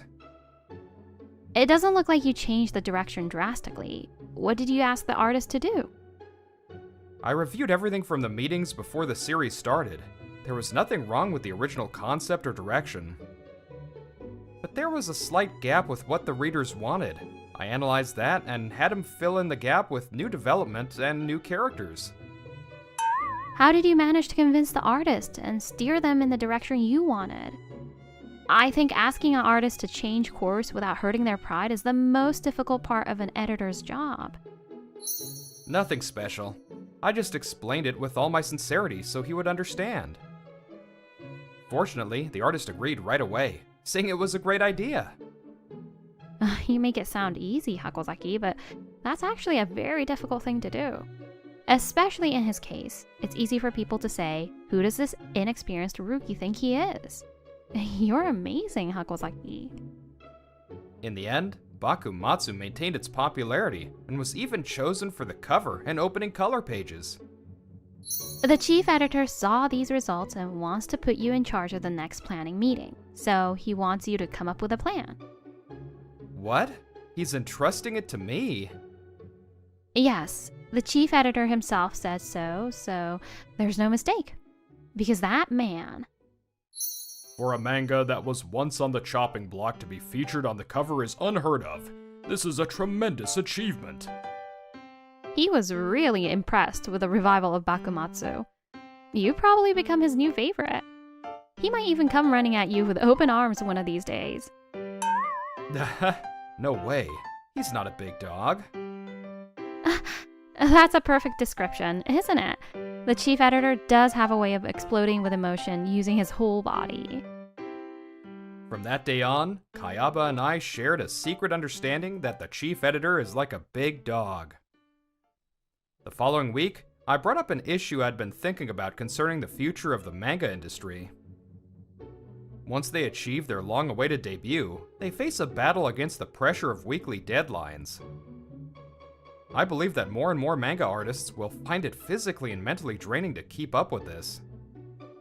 That's been a long-standing issue. How would you solve it, Hakozaki? From now on, manga will be an era of specialization. It's more time efficient for a team to handle the art and the story separately. So, the editorial department would assess the skills of aspiring manga artists and have them form various teams. How about we regularly provide opportunities for them to co-create one-shot works? So, you'd have them focus all their abilities on either art or story. That's interesting. Thank you, sir. The chief editor had more faith in me than I expected, and my proposal plan was quickly adopted. By the way, he's also a man who has risen to the position of chief editor in this education-obsessed company. Of course, he's from a top university. Not everyone with a top education is closed-minded. I'm lucky to be working under him. The other employees in the meeting also praised my plan, saying it was something they couldn't have come up with. The level of potential new series has clearly improved. The manga artists are highly motivated. It's all thanks to your ideas, Hakozaki. Thank you. After carefully preparing the project, the aspiring manga artists were divided into teams and began creating one-shots. The result was a huge success. Of course, some artists initially resisted, wanting to do everything themselves, but once they experienced collaborative manga creation, they found new perspectives and many discoveries. It was praised as a great stimulus, and I want to do it again. Alright, it's sudden, but let's all go out for a drink tonight. And so, despite the last-minute invitation from the chief editor, many editors joined the drinking party. Moving from a lonely struggle to collaborating with comrades gives them a sense of security. That certainly makes sense. Yes, and at the same time, a sense of responsibility naturally develops, thinking, I can't be the one to hold the team back. By providing a better environment for aspiring manga artists, I believe the quality of their work will skyrocket. The senior editors all praised me, saying it wouldn't be long before a hit series emerged from one of the newly formed teams. Hakozaki, I'm sorry. To be honest, when you first joined, I heard about your educational background and thought you wouldn't amount to much. But before I knew it, you brought a breath of fresh air to this department in so many ways. You're unstoppable. I'm truly impressed. I agree. It taught me not to judge someone's ability just because they lack experience. Wow, Hakozaki, you're amazing. First you revive an unpopular series, and now this. I have to admit, you've got real talent. Thank you. Sir? Chief Editor, don't you think you've had a bit too much to drink? The chief editor pounced on me like a big dog. Just as we had talked about before, Kayaba and I exchanged a look and laughed. However, this man remained unchanged. Noticing the atmosphere between Kayaba and me, he spoke to her. You should be careful. Things are just going well for him by chance right now. Soon, his true colors will show. Even as Kayaba tilted her head in confusion, Jizonji's rant didn't stop. A poor education means he ran away from the tough battles of entrance exams in the past. A habit of running away doesn't change. I'm sure he'll eventually crack under the pressure of work and run away. I heard his last remark, but I pretended not to, and continued to entertain the chief editor. The seasons changed, and a year had passed since I joined the company, under an autumn sky dotted with cirrocumulus clouds. The 40th anniversary party for Shonen and Telly was being held in a hotel banquet hall. Right now, on stage, the chief editor's incredibly long speech is continuing. Alright, all the necessary preparations are done. The chief editor's speech will probably end in about 3 minutes. In this precious free time we have, you must eat and drink what you like. Huh? We're the organizers. I can manage without eating or drinking during the party. No way! Since we've invited so many guests, we, the organizers, have to check the quality of the hotel's food and drinks first. Doesn't that just mean you want to eat and drink as much as you can? And so, the chief editor's speech ended, and we moved on to social time. Many people, including photographers, designers, and talent agency representatives, came to greet Kayaba. That's a money for you, to have such a diverse network of contacts. As Kayaba politely greeted each person, she introduced me to everyone as a promising rookie, and at that moment... Excuse me, are you Junichi Hakozaki? Huh? Yes, I am. The person who approached me was a legendary manga artist I had only ever seen on TV. I was completely taken aback, as I had assumed he was going to talk to Kayaba. He is Teacher Yamatori, the author of the legendary manga Tiger Ball, which boasts the highest circulation in Shonen and Telly's history. I'm surprised. He had already announced his retirement, and his name wasn't on the guest list.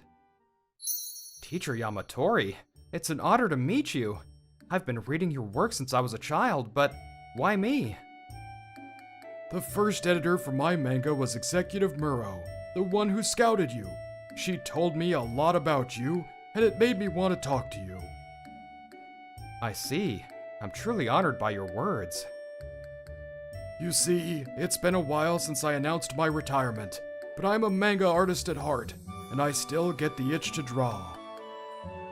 However, it's also true that I've exhausted all my ideas after the long run of Tiger Ball.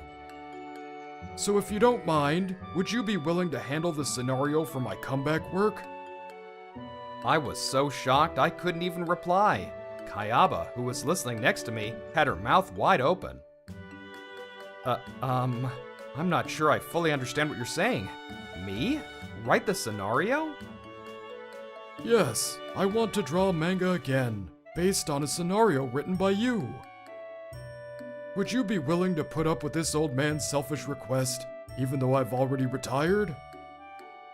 After that, all I could say was that I would consult my superiors and give him an answer as soon as possible. But Teacher Yamatori nodded in satisfaction and left the party early, despite being called out to by many people. Oh, what's going on? Why would the legendary teacher Yamatori ask you to write a scenario for him? Kayaba next to me looked like she was about to faint from shock, and for good reason. I hadn't told her everything about myself yet. I'm sorry for keeping this from you. The truth is, Kayaba had helped me more than anyone as my mentor. Trusting her, I took out my tablet and explained the situation. This is... Kayaba then completely ignored her duties as an organizer and, losing her appetite from earlier, focused intently on my tablet. Following Teacher Yamatori's offer, an emergency board meeting was held at Insho Publishing. As expected, it was quite contentious. If an employee starts writing, it'll lack fairness to other manga artists. If he wants to write, he should quit the company. This case is indeed unprecedented. However, it is also a great opportunity. Let's approve it. An editor is like a construction manager at a construction site, not a carpenter. It's important to be in a position where you can remain objective to create a better book. Writing a scenario is out of the question. But these old-fashioned opposing opinions were drowned out by Executive Muro's persistence and the big news of Teacher Yamatori's return. Congratulations on the collaboration with Teacher Yamatori. That's amazing. You're incredible, Hakozaki. Even though your job description is changing, our goal of making Shonen Intelli a success is the same. What's wrong with an employee becoming a creator? Hakozaki, you're our hope. Go for it. The day after the board meeting, my debut as a scenario writer was officially decided, and everyone congratulated me. Why does a low-educated guy like him? And he's teaming up with Teacher Yamatori. Damn it. If he's allowed to do it, then I should be too. Only Jizonji glared at me with hostility amidst the celebratory mood. Afterward, I finished handing over Bakumatsu and began full-fledged meetings with Teacher Yamatori. And during a planning meeting I could no longer attend, a certain incident occurred. Chief Editor, please listen. I've brought a very special plan this time. Jizonji confidently handed out a new project proposal. Inside it was a scenario. In the artist section was the name of a talented pre-debut manga artist known for their serious style. And surprisingly, the name Dai Jizonji was written in the original scenario section. Jizonji, what is this? Since Hakozaki, a graduate from a third-rate university, was allowed to become a manga writer, it should be fair for other employees too, right? Editors are usually behind the scenes, but if there's a chance to step into the spotlight, there must be people who want to try.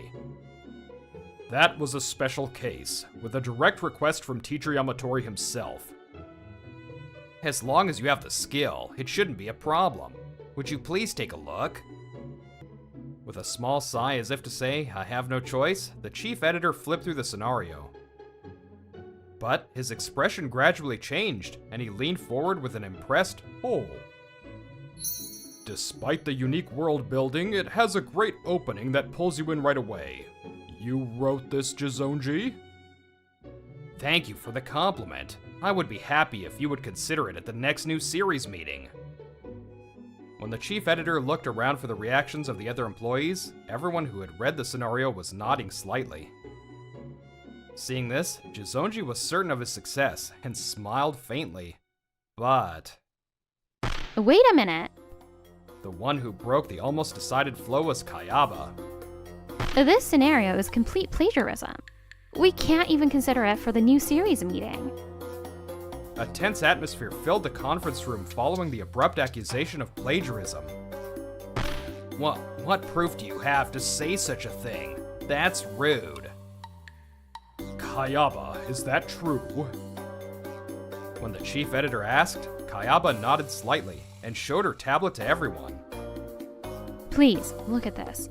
It's a novel website where anyone can post anonymously. It's from quite a while ago. Ah, here it is. A novel posted 11 years ago by a then high school sophomore.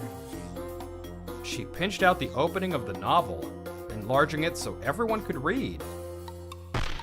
You're right. It's almost identical. Who wrote that novel?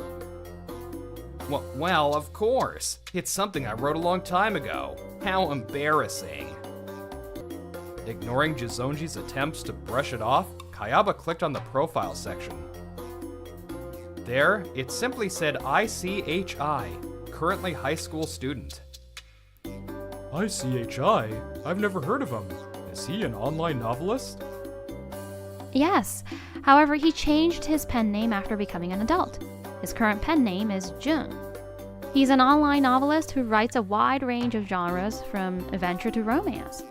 Jun's most famous work is Kimi no suimin no naka ni moguritai, commonly known as Kimisui. What? Kimisui. I know it. I've read it too. So, he was active as ICHI since he was a high school student, and then he was reborn and restarted under the pen name June? That's right. I heard from him that he started a new account from scratch at that time. No way. I didn't know. I chose a work by a popular online novelist. What Jizonji plagiarized was a somewhat buried work written before he made his big break with Kimisui. It's a wonderful story, but it wasn't popular, so you probably thought you could get away with it, right? Grr. The chief editor was once again comparing the online novel and Jizonji's scenario. Kayaba, thank you for noticing. That was a close call. Were you a big fan of Jun or Ichi back then? No, actually, I met him in person at the party the other day and just finished reading all of his works. Wait a minute. You mean this online novelist was at the party? No way. He was there. In fact, he's someone you all know very well. Unable to comprehend Kayaba's cryptic words, Jizonji became flustered. Then, the chief editor let out a big sigh. Jizonji, even though you didn't know, you plagiarized from a pretty incredible person. The chief editor's gaze sharpened. No matter whose work it was, maliciously plagiarizing is unacceptable. Don't you get it? Both Jun and Ichi are people we know very well. A second-year high school student 11 years ago. That means he's 28 now. He's our colleague, Junichi Hakozaki. What? A gasp of astonishment erupted in the conference room. Yes, I have been writing novels since high school. After becoming an adult, some of my works published as June gained attention, but I turned down all offers for book or film adaptations. However, thanks to the persuasion of Executive Muro from Insho Publishing, I finally decided to change careers, using my writing skills as my weapon. So that's why Hakozaki has the ability to accurately grasp the public's needs and trends in manga. Yes, it was only at the party that all the dots finally connected for me. The conference room was filled with a mix of admiration for me and criticism for Jizonji. And then... Jizonji, even though no actual harm was done, your act is an insult to all works and creators in this world. I will be issuing some form of punishment, so you are to stay home until then. Hearing the word suspension, Jizonji looked down with a pained expression. Wait, please, wait!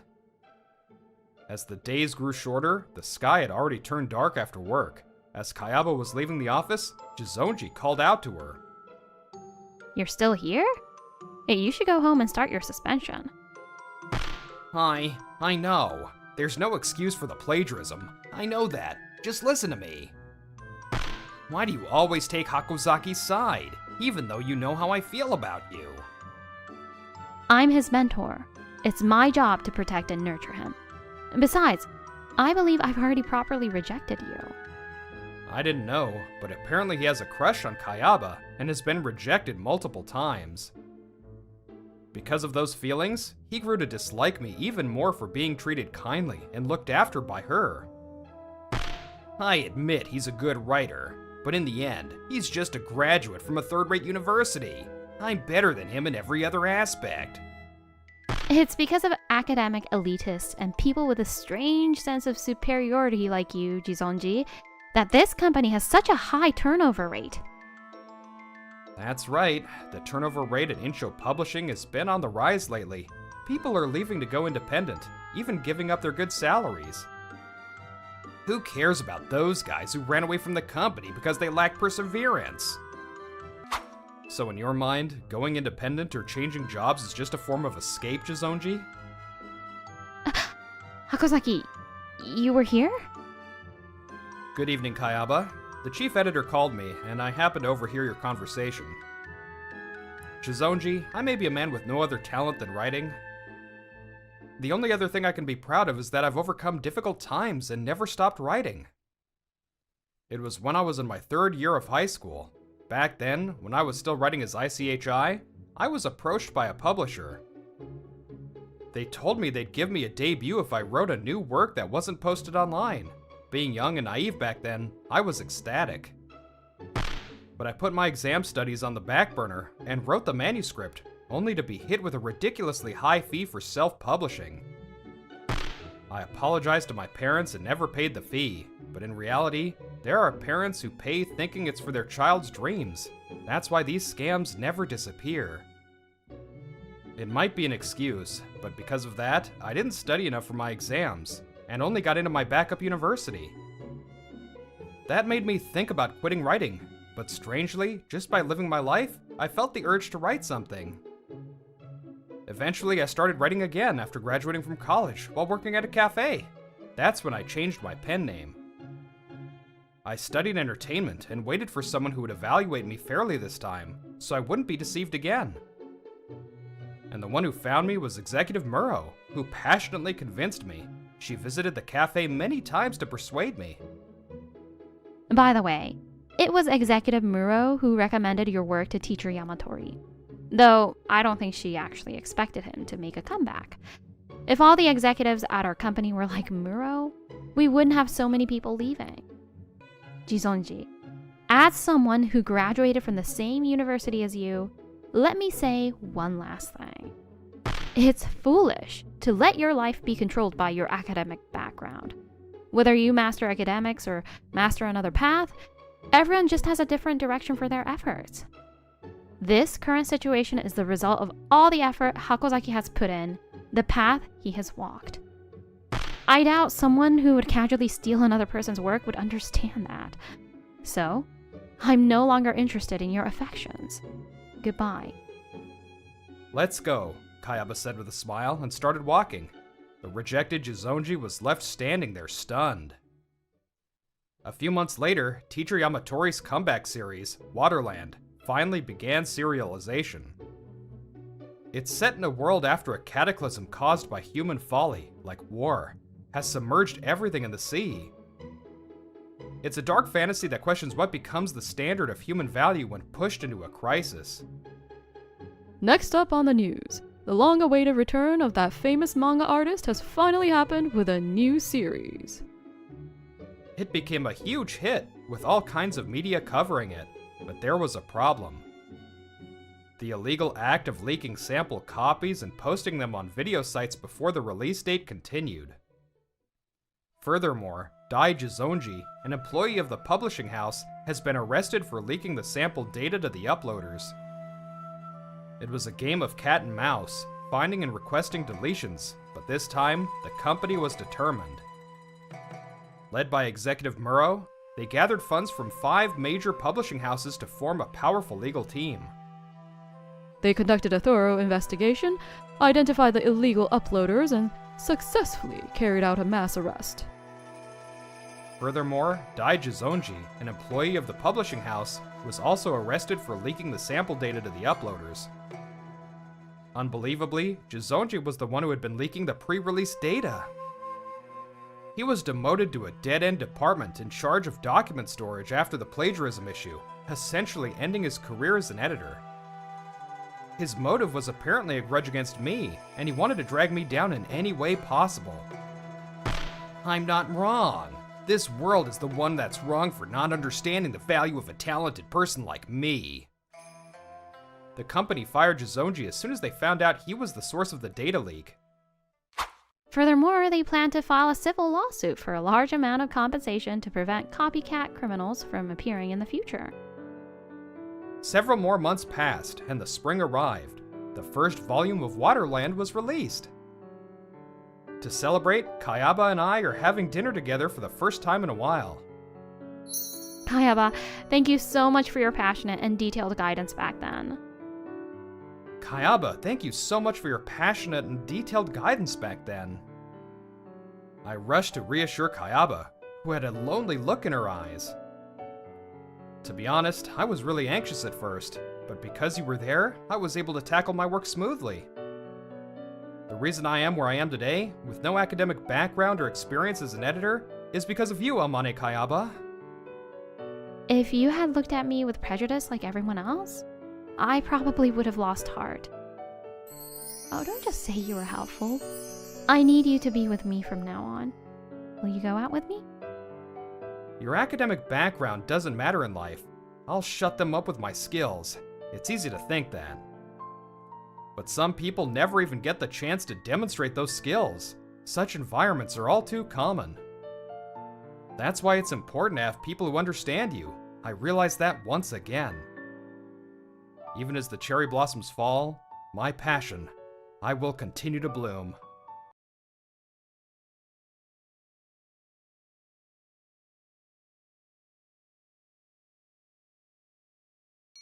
Next up is a follow-up scoop from the entertainment scandal magazine, Weekly Bronze. Regarding the affair scandal of the popular talent known as the CM Queen, an insider has finally broken their heavy silence. What will this person, said to be a parent figure to her, reveal? Let's watch the VTR. Yes, this news program is covering our scoop too. That's a clean sweep of all the stations. Sales figures, website views, and paid memberships are sure to skyrocket. We spent over 5 months in stakeouts. It was a tough slog in the field, so I'm relieved it's become such a hot topic. I'm Takahiro Ikigami. I'm 29 years old, working as an editor for Weekly Bronze, an entertainment scandal magazine at Third Place Publishing, the industry's 3rd largest publisher. Originally, I joined hoping to edit manga. I got the assignment I wanted, but the manga magazine I was in charge of got cancelled. Disappointed, I was reassigned to the completely different world of Weekly Bronze. It's been almost 3 years since then. Hey, Ikigami. Just because TV stations are picking up the story, don't get cocky over a scoop of that level.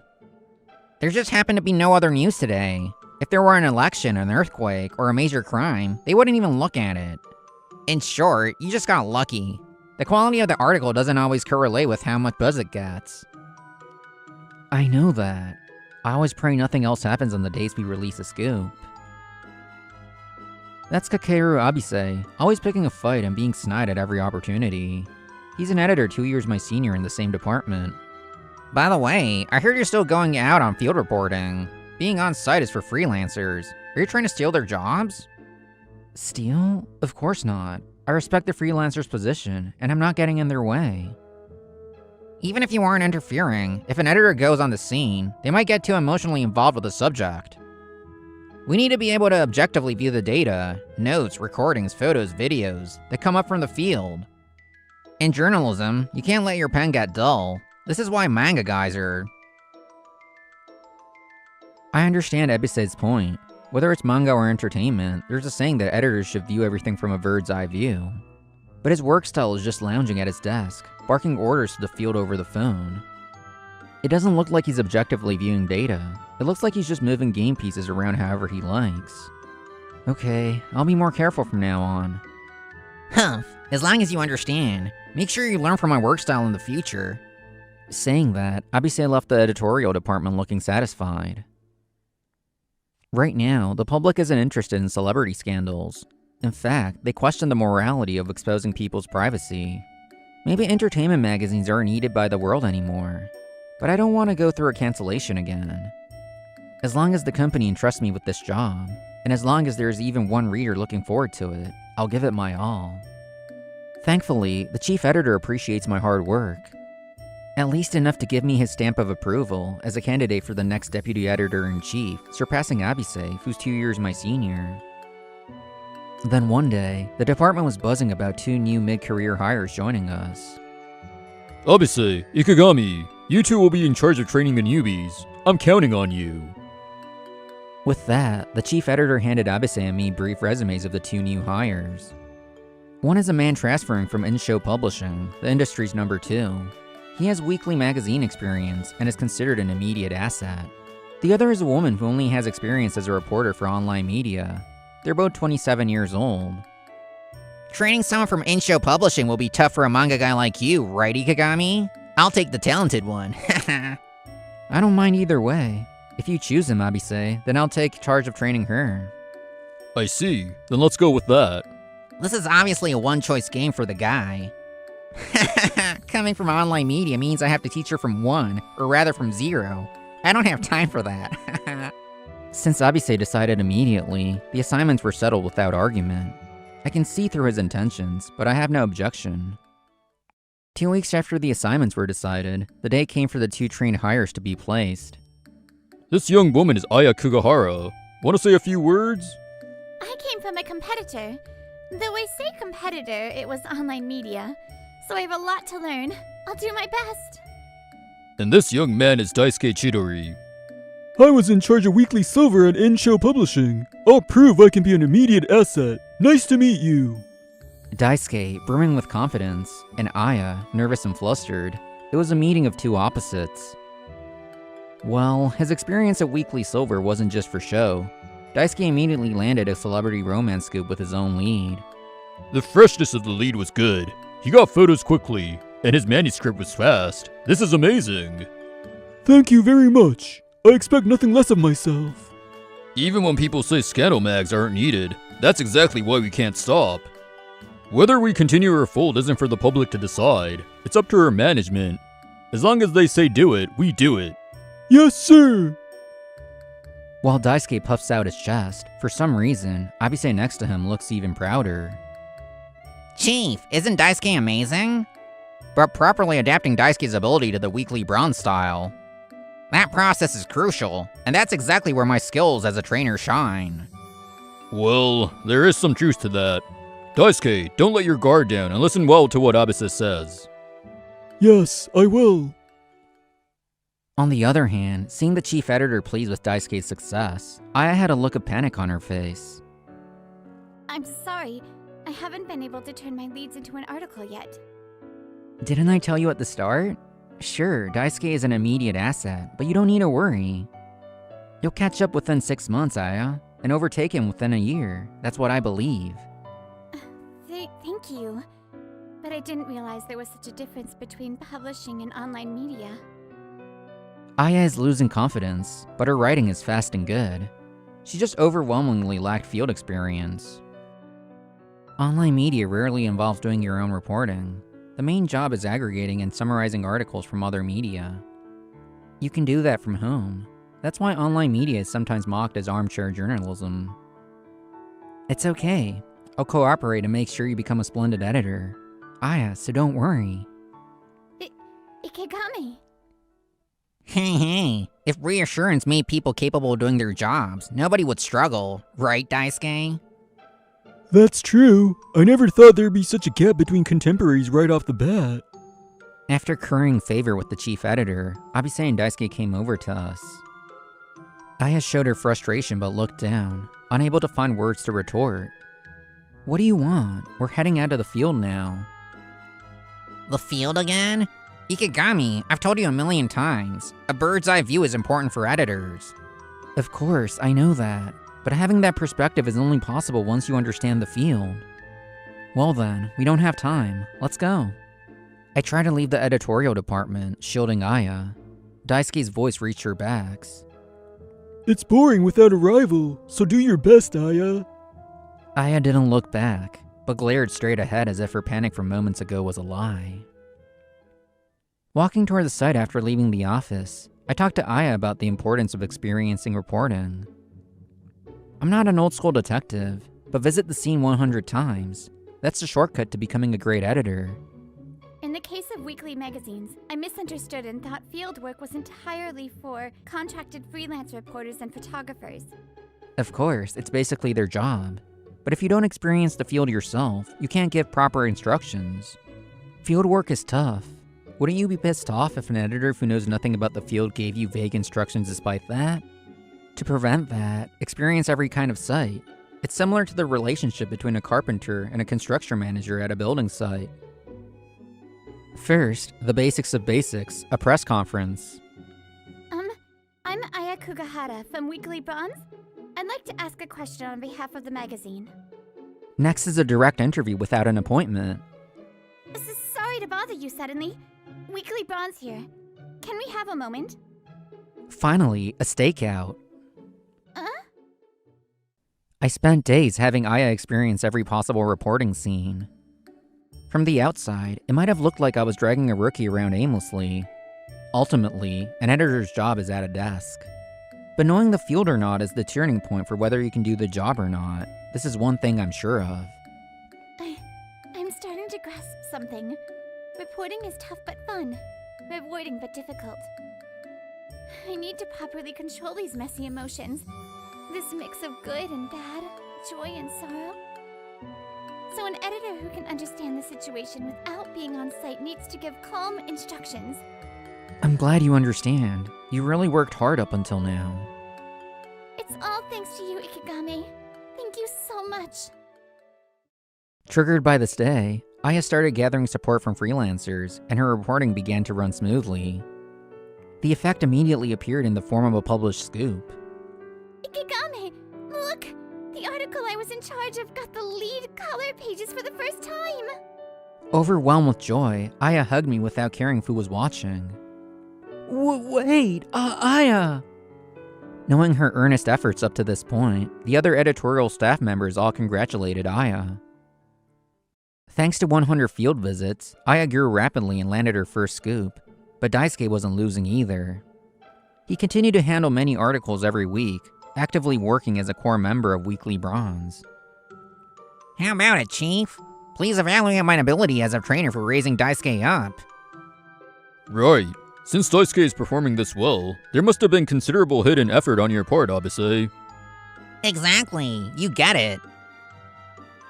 So, you can take a break from being a trainer. Starting this week, I want you to focus on creating your own articles, Abise. Huh? How many weeks do you think it's been since you had your own assigned article? Being a trainer doesn't exempt you from that. For the record, Ikigami has been writing his own every week while training Aya. Try to learn a little from him. Yes. Under those circumstances, as soon as Abise started focusing on his own articles, a strange change occurred in the department. As soon as Abise started firing off scoops, Daisuke, who had been producing results smoothly until then, fell into a massive slump. Why? Why? To prevent information leaks, we can't know what leads other teams are chasing, even in the same department. But I could sense that he was in trouble, unable to get photos for romance leads that should have been a sure thing. I'm on fire, just what you'd expect from me. Probably, the cause is the pressure to get better leads than Abise, who is in the same team and in top form. But everyone has slumps. This is something only he can overcome himself. Abase, come here a sec. Coming. Since we're on different teams, I can only watch. I stared at him intently. Even after that, for about a month, there was no sign of Daisuke recovering. One day, when I returned to the editorial department after reporting, Daisuke was negotiating directly with the chief editor in a harsh tone. Next to the frowning chief editor stood Abase, looking pale. What happened? I don't know the details, but it looks like he's asking to change his trainer from Abise to you, Ikigame. Huh? Actually, Daisuke had been skeptical of Abase shortly after being assigned. The reasons go without saying. His attitude toward me and his arrogant posture, which he didn't even hide from the chief editor. It was fine as long as he was getting results, so Daisuke faked smiles to get along, but falling into a slump took away that leeway. Look at my lead this week. That handsome comedian's 5-timing affair. Amazing response, right? That comedian got cocky just because he's a little popular. No wonder women hate him. Right. Abase, despite being the trainer, didn't even consider Daisuke who was in a slump, and just boasted about himself. If I got serious without the shackle being a trainer, I could have always done this much. It might be tough, but I hope you can overcome your wall and climb up to my level soon, Daisuke. Therefore, I cannot follow Abase any longer. I request a change of trainer. If I hurt you, I apologize. I thought you were okay because you're talented, Daisuke. So, hey, let's reconsider. No, I refuse. I want to learn from Ikigami. Alright, Chief? regarding that, I want to ask one thing. Ikigami is already assigned as Aya's trainer.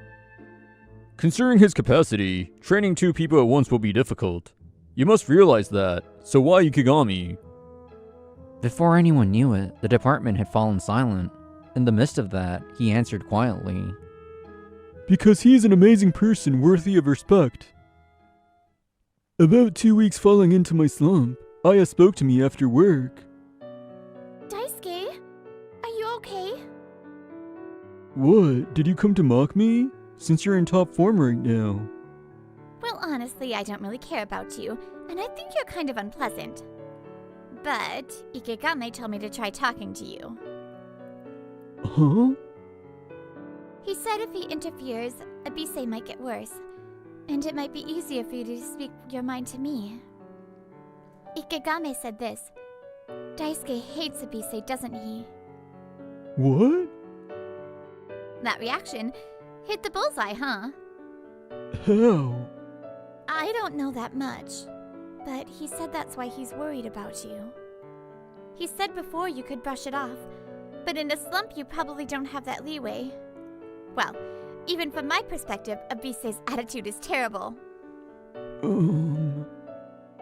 I pride myself on being street smart. So first, I was surprised by his observational skills. To begin with, I was also curious why Aya suddenly started improving. I knew it was thanks to Ikigami's training, so I took this opportunity to ask.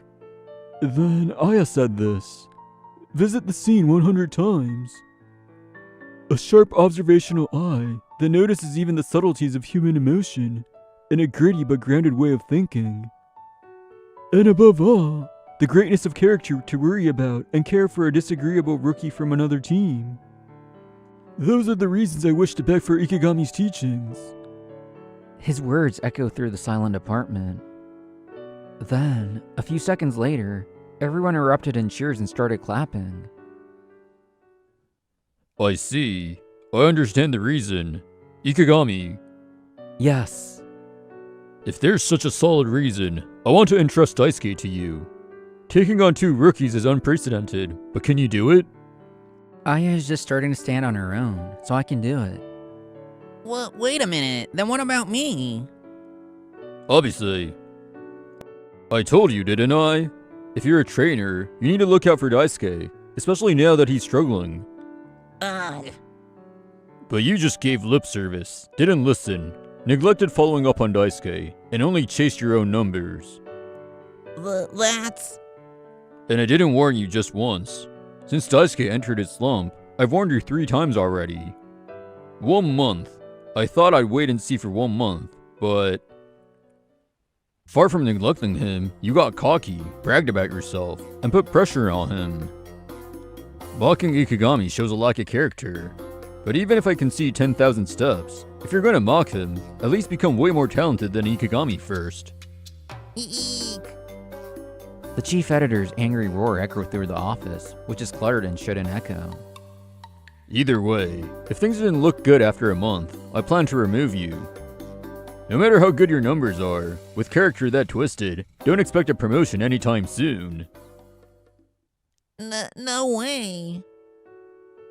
Well, truly talented people don't mock others anyway. Muttering that in disgust, the chief editor looked at me with powerful eyes. Alright, Ikigami, I'm counting on you for Daisuke. Yes, understood. Daisuke bowed, saying please take care of me. And so, the issue with Daisuke headed toward a resolution. I apologize for my unpleasant attitude until now. The first thing he did after transferring to my team was apologize to Aya. He wasn't like that to me or the other seniors and bosses, but his attitude was bad only toward his contemporary, Aya. He seemed to be aware of it himself. Honestly, it really pissed me off. So I'll forgive you with 1 slap. Hey. Thus began my days of being in charge of both Aya and Daisuke as a trainer. This week, I have 2 assigned articles totaling 6 pages. How about you, Daisuke? Not good enough. I have 2 as well, but 1 is a feature, so it's 8 pages. I win this week. Damn it! I have a special scoop lined up, so I definitely won't lose next week. But since they are both practically independent, it's not much of a burden. Daisuke broke out of his slump, and far from being a burden, I'm enjoying watching the 2 of them compete as rivals now. However, Abise is completely dissatisfied with this situation. From the day he was removed as Daisuke's trainer, for some reason, he suddenly couldn't secure new leads. Several weeks passed without him handling a single article, and he was losing his place in the editorial department. Damn it, why am I being treated like this? I absolutely won't let this end here. Then one day, Abise was meeting someone in a private room at a high-end Japanese restaurant. What is it? Saying you have something to discuss so suddenly. The person who appeared in the private room was a female executive from the major entertainment agency, Tsukipura Promotion. I'll get straight to the point. From now on, when a weekly bronze plans a stakeout on your agency's talents, I intend to inform you in advance. What? While that has benefits for us, doesn't it only have downsides for weekly bronze? That's why, as a condition for promising advance tips, you must give me a romance lead on another agency every month. You can protect your talent, we get fresh leads. It's a win-win for both of us, isn't it? Yes, there was a trick to why Abise continued to produce results. He was making these corrupt contracts. With all due respect, if it were editorial policy, that would be one thing, but relying on your individual discretion, Abise, how much can I trust this? Are you sure you want to be saying that? There are already agencies that have contracted with me personally. I can't contract with every agency either. If you don't hurry, you won't be able to protect your talents. By the way, which agencies have already signed? Well, this is highly confidential, but I'll tell only you, Tsukipuro. It's Kuzukuzu Company. At that moment, the door to the private room opened. Why is the chief editor here? The person who entered was none other than the chief editor. Thank you for keeping the line open. After thanking her, the chief editor turned to face Abise. So you were connected with Kuzukuzu Company behind the scenes after all. Gah! If information flows beforehand, there's no way Daisuke's stakeouts would succeed. No wonder he suddenly fell into a slump, right? Leaking to agencies and getting other leads as bargaining chips. There have always been seniors stealing juniors' leads, but wow, you really thought this through. No. This way, even if you steal a lead, you won't get caught, right? And you get a new lead yourself. You know, I personally suspected for a long time that you were doing something. It didn't look like you were stealing leads from others, and there was no evidence, but my sixth sense told me that this guy has some ulterior motive. That's when Daisuke, who had been doing well, suddenly hit a slump the moment you started writing articles. It could have been the pressure of you landing scoop after scoop, or the usual slump where we just can't get the shot. But to me, already suspicious, it was just too fishy. So, I decided to make a little move. I asked every agency where I have influence to let me know if you approached them with a deal. You didn't show your tail easily, so it took longer than expected, but you finally showed it. Thanks. Were you panicked because you were branded as a trainer and couldn't get promoted? To think you'd propose a deal to such a big shot. Abase was so terrified he couldn't speak properly. Smiling gently at him, the chief editor began to speak in a kind voice. Or perhaps... Did you think you wouldn't get caught again? By me, the incompetent chief editor who never noticed until now, huh? Eek. Yeah, I am incompetent. It makes me sick that I couldn't realize it until it got to this point.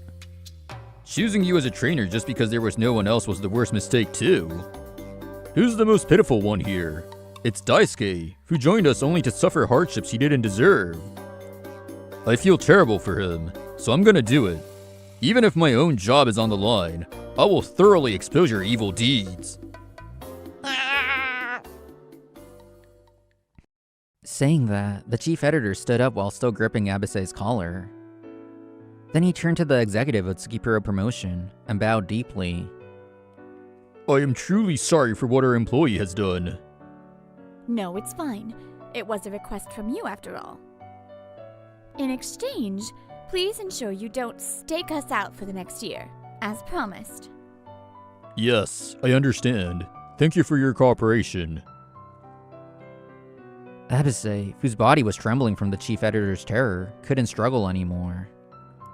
He was dragged all the way back to the company by the silent chief editor, wetting himself along the way. Now, as for Kakeru Abase upon arriving at the company, I was connected with 3 managers from Kuzukuzu Company, and 2 from Itsuka Show Production. Also, 2 managers from Hofukuga Kawaii Show Kogyo. The ones I've dealt with so far are... Succumbing to the chief editor's pressure, he confessed all the people he was connected with and all his past deeds. The chief editor recorded this and immediately reported to the higher-ups. Abase was suspended pending fact confirmation. As a result of the internal investigation, evidence was found, and his misconduct was confirmed. When given a final chance to explain himself, he honestly admitted everything, and was given a disciplinary dismissal. Fired, huh? It was a future he knew would come if evidence was found. While many try to be clever and resign voluntarily before that happens, he didn't choose that. The reason is... If you try to resign voluntarily, the people who were victimized without knowing, they won't be able to rest in peace. If you do that, I'll quit too, and chase you to the ends of the earth. Yes. Because the chief editor threatened him like that after the suspension was decided and everyone dispersed. Actually, the chief editor is a talented person who took his current position at the youngest age in the company's history. When he says he'll do something, he goes all the way. Thus, Kakeru Abase disappeared from this industry. By the way, the managers from the other companies who were connected with him also received punishments. It seems there were deals made among the upper management regarding this. I wonder if it was really okay for it to not go public. We are just company dogs after all. As people handling scoops, it was frustrating that we had no choice but to follow the company if they chose self-preservation. Behind the scenes, the chief editor was actually making moves vigilantly, but that's a story for another time. However, lately, the argument that celebrities should also be allowed privacy is getting stronger, isn't it? Like, leave them alone if it's not a crime, even if it's romance or an affair. Or asking what's the point of weekly magazines? Aren't we unnecessary? As for us, we successfully finished the 6-month training period stipulated by the company, and today, the 3 of us are drinking at an izakaya. I didn't have anything to teach them in the last 2 months, but these two dutiful people threw a thank you party for me. It's entertainment, so only those interested should watch, and those who find it unpleasant don't have to look. Why does the culture of weekly magazines and their very existence have to be denied? It's sad. We were having such trivial conversation while drinking, but for some reason, Daisuke looked awkward. Is something wrong? No. Thanks to the 100 field visits you taught me, Ikegami, I'm truly grateful that I can get even more scoops now. But actually, because I walked around everywhere every day for field reporting training, I accidentally took a picture like this. Daisuke, biting his lower lip in distress, showed me a single photo saved on his smartphone. There, walking happily hand in hand on a night street, was a picture of me and Aya. This is bad. Right of likeness? Privacy? Aren't we infringing on one of those? When was this? I was drunk and don't remember much, but for now I think I'll buy that photo. Why don't you just admit it? Why are the people taking the photos reacting exactly like the people being taken? Haha. Ultimately, celebrities are humans, and the media are humans too. We get drunk, and sometimes we fall into unexpected love. I realize once again the importance of living honestly without secrets.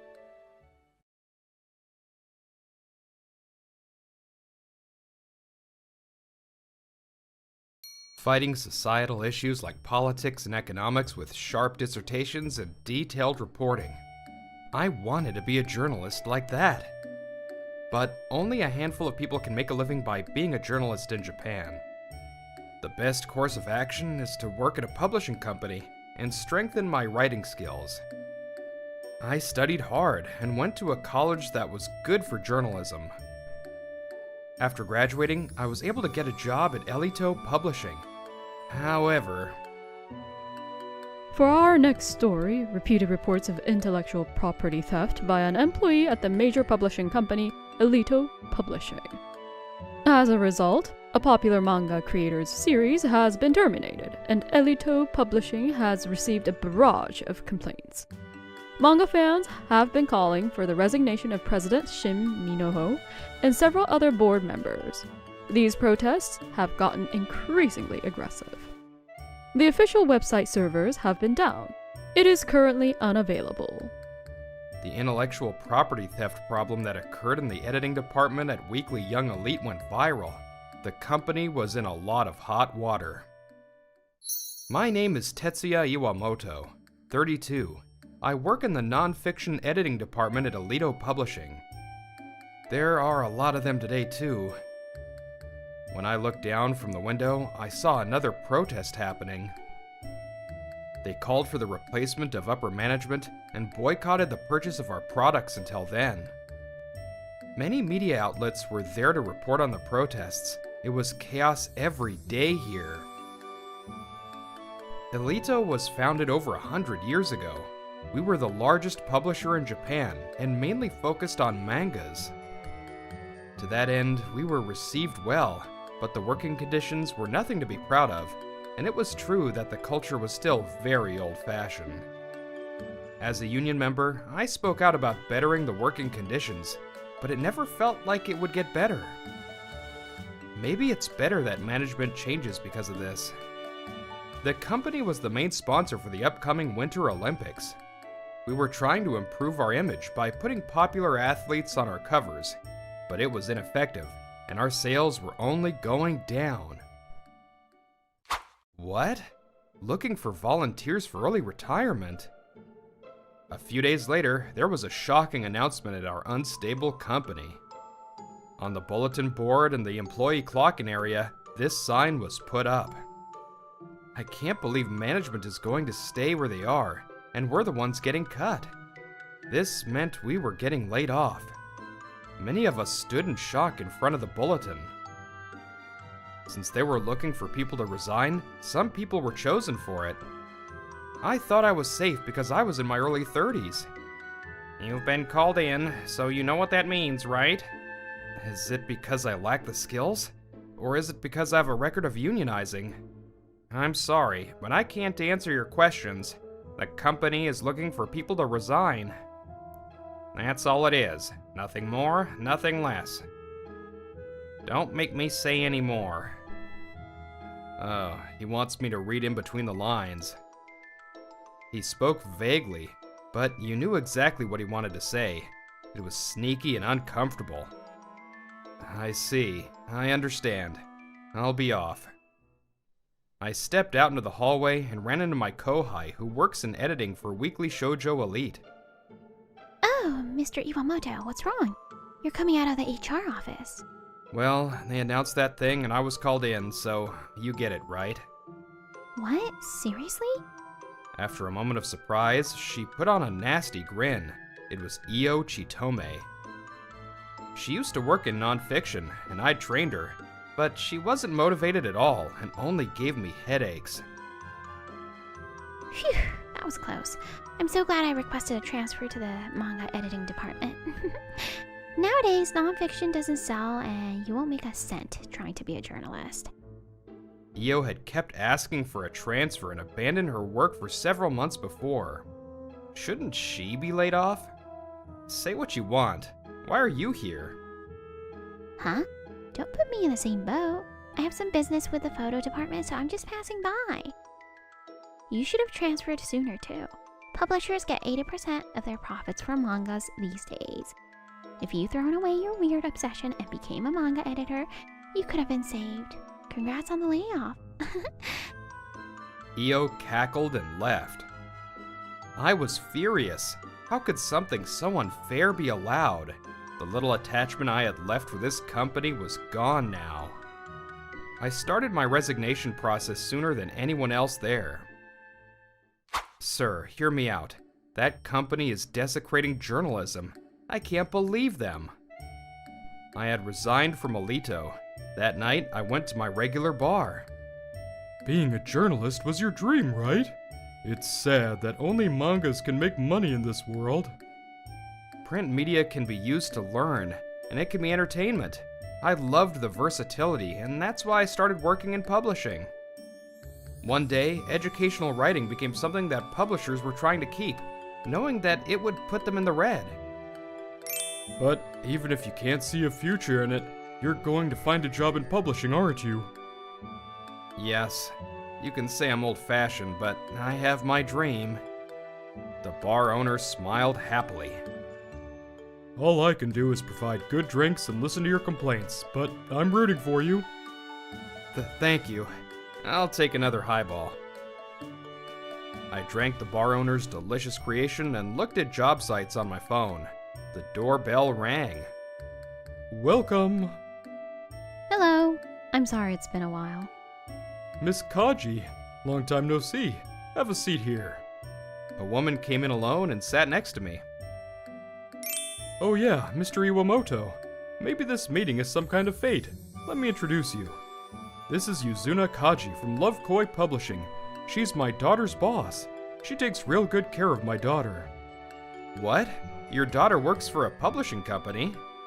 Yeah, Miss Kaji is the young department head of their non-fiction editing department. Nice to meet you. I'm Tetsuya Iwamoto. I just quit my job at Erito Publishing and now I'm looking for a job. Nice to meet you. I'm Yuzuna Kaji. You must be very good if you were working for Elito. Thank you. As it has been reported in the news, that company was terrible. I was honestly exhausted. I've heard. The bar owner's daughter, Konomi Kanda, also used to work at Elito, so I've heard about the situation. Huh? Konomi Kanda? Do you mean Miss Jinbo? The one that quit our company around 3 years ago. Yes, she's also working in nonfiction. She just got back from maternity leave and she's still working shortened hours. It's my first grandkid, so I feel like I have to work extra hard. I see. Everyone's working hard. I have to find another job soon. Thanks to the bar owner, the vibes were good, and Miss Kaji and I were able to break the ice. Miss Kaji had a cocktail glass in hand. She looked at me with her sparkling eyes. How about my place? Huh? Your place? I gulped. Miss Kaji looks so seductive. And she's inviting me over. You want to do nonfiction, right? We'd love to have you. Oh, that's what you meant? That? Nothing. I'd love to. I accepted her offer instinctively. Miss Kaji looked surprised. Lovekoi Publishing was a growing company. I heard it was a great place to work too. I know people there. More than anything, I wanted to write under her. Miss Kaji was so charismatic. That's how I felt. We're always recruiting new people. I'll be looking forward to your application. Okay, thank you. It was the light at the end of the tunnel. I was able to see my goals sooner than I thought. A month later, I got through interviews and was at my first day at Lovekoi. Everyone pay attention. I'm going to introduce the new hires. I'm Tetsuya Iwamoto. Nice to meet you. There were only 4 people including me in the nonfiction department. One of them was Konomi Kanda.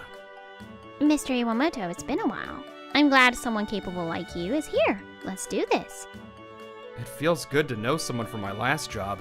Teach me everything.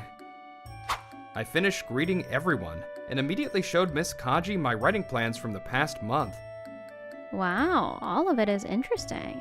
I thought you were good at serious stories like crime investigations and such, but... I'm good at humorous things as well. This book was the one with the best sales when I was working at Erito Publishing. I showed Miss Kaji the book we had published before. Let's see. Was the Giants versus Tigers match actually legendary? What does this mean?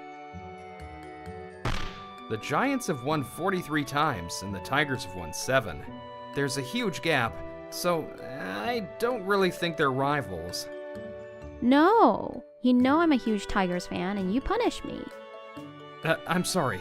I had no idea. I'm happy to see this unexpected side of Miss Kaji. Was that inappropriate to think after making her angry? Huh? Why are you staring? Oh, listen up. Next time we drink at that bar, you're gonna listen to my Tigers stories. Yes, ma'am. I was happy to see different sides of Miss Kaji. Work was going well. One day, Konomi came to me with something. So, I've been secretly writing this outside of my work. She showed me her tablet. The temporary title was, "The Weakest Dogs Are the Ones That Bark." What is this about? It's actually an expose about the working environment at Elito Publishing and the employees' thoughts on it all. It's quite a bold endeavor. You're going to need Miss Kaji's and the president's permission, aren't you? I learned this in the interviews, but President Ogawa was the older sister to President Shin Minoho from Elito. I got permission, but I don't have enough testimonials yet. I wanted to hear about your experience. I see. I have a lot of feelings about that place, but I don't have time right now. Is later okay? Of course. Thank you.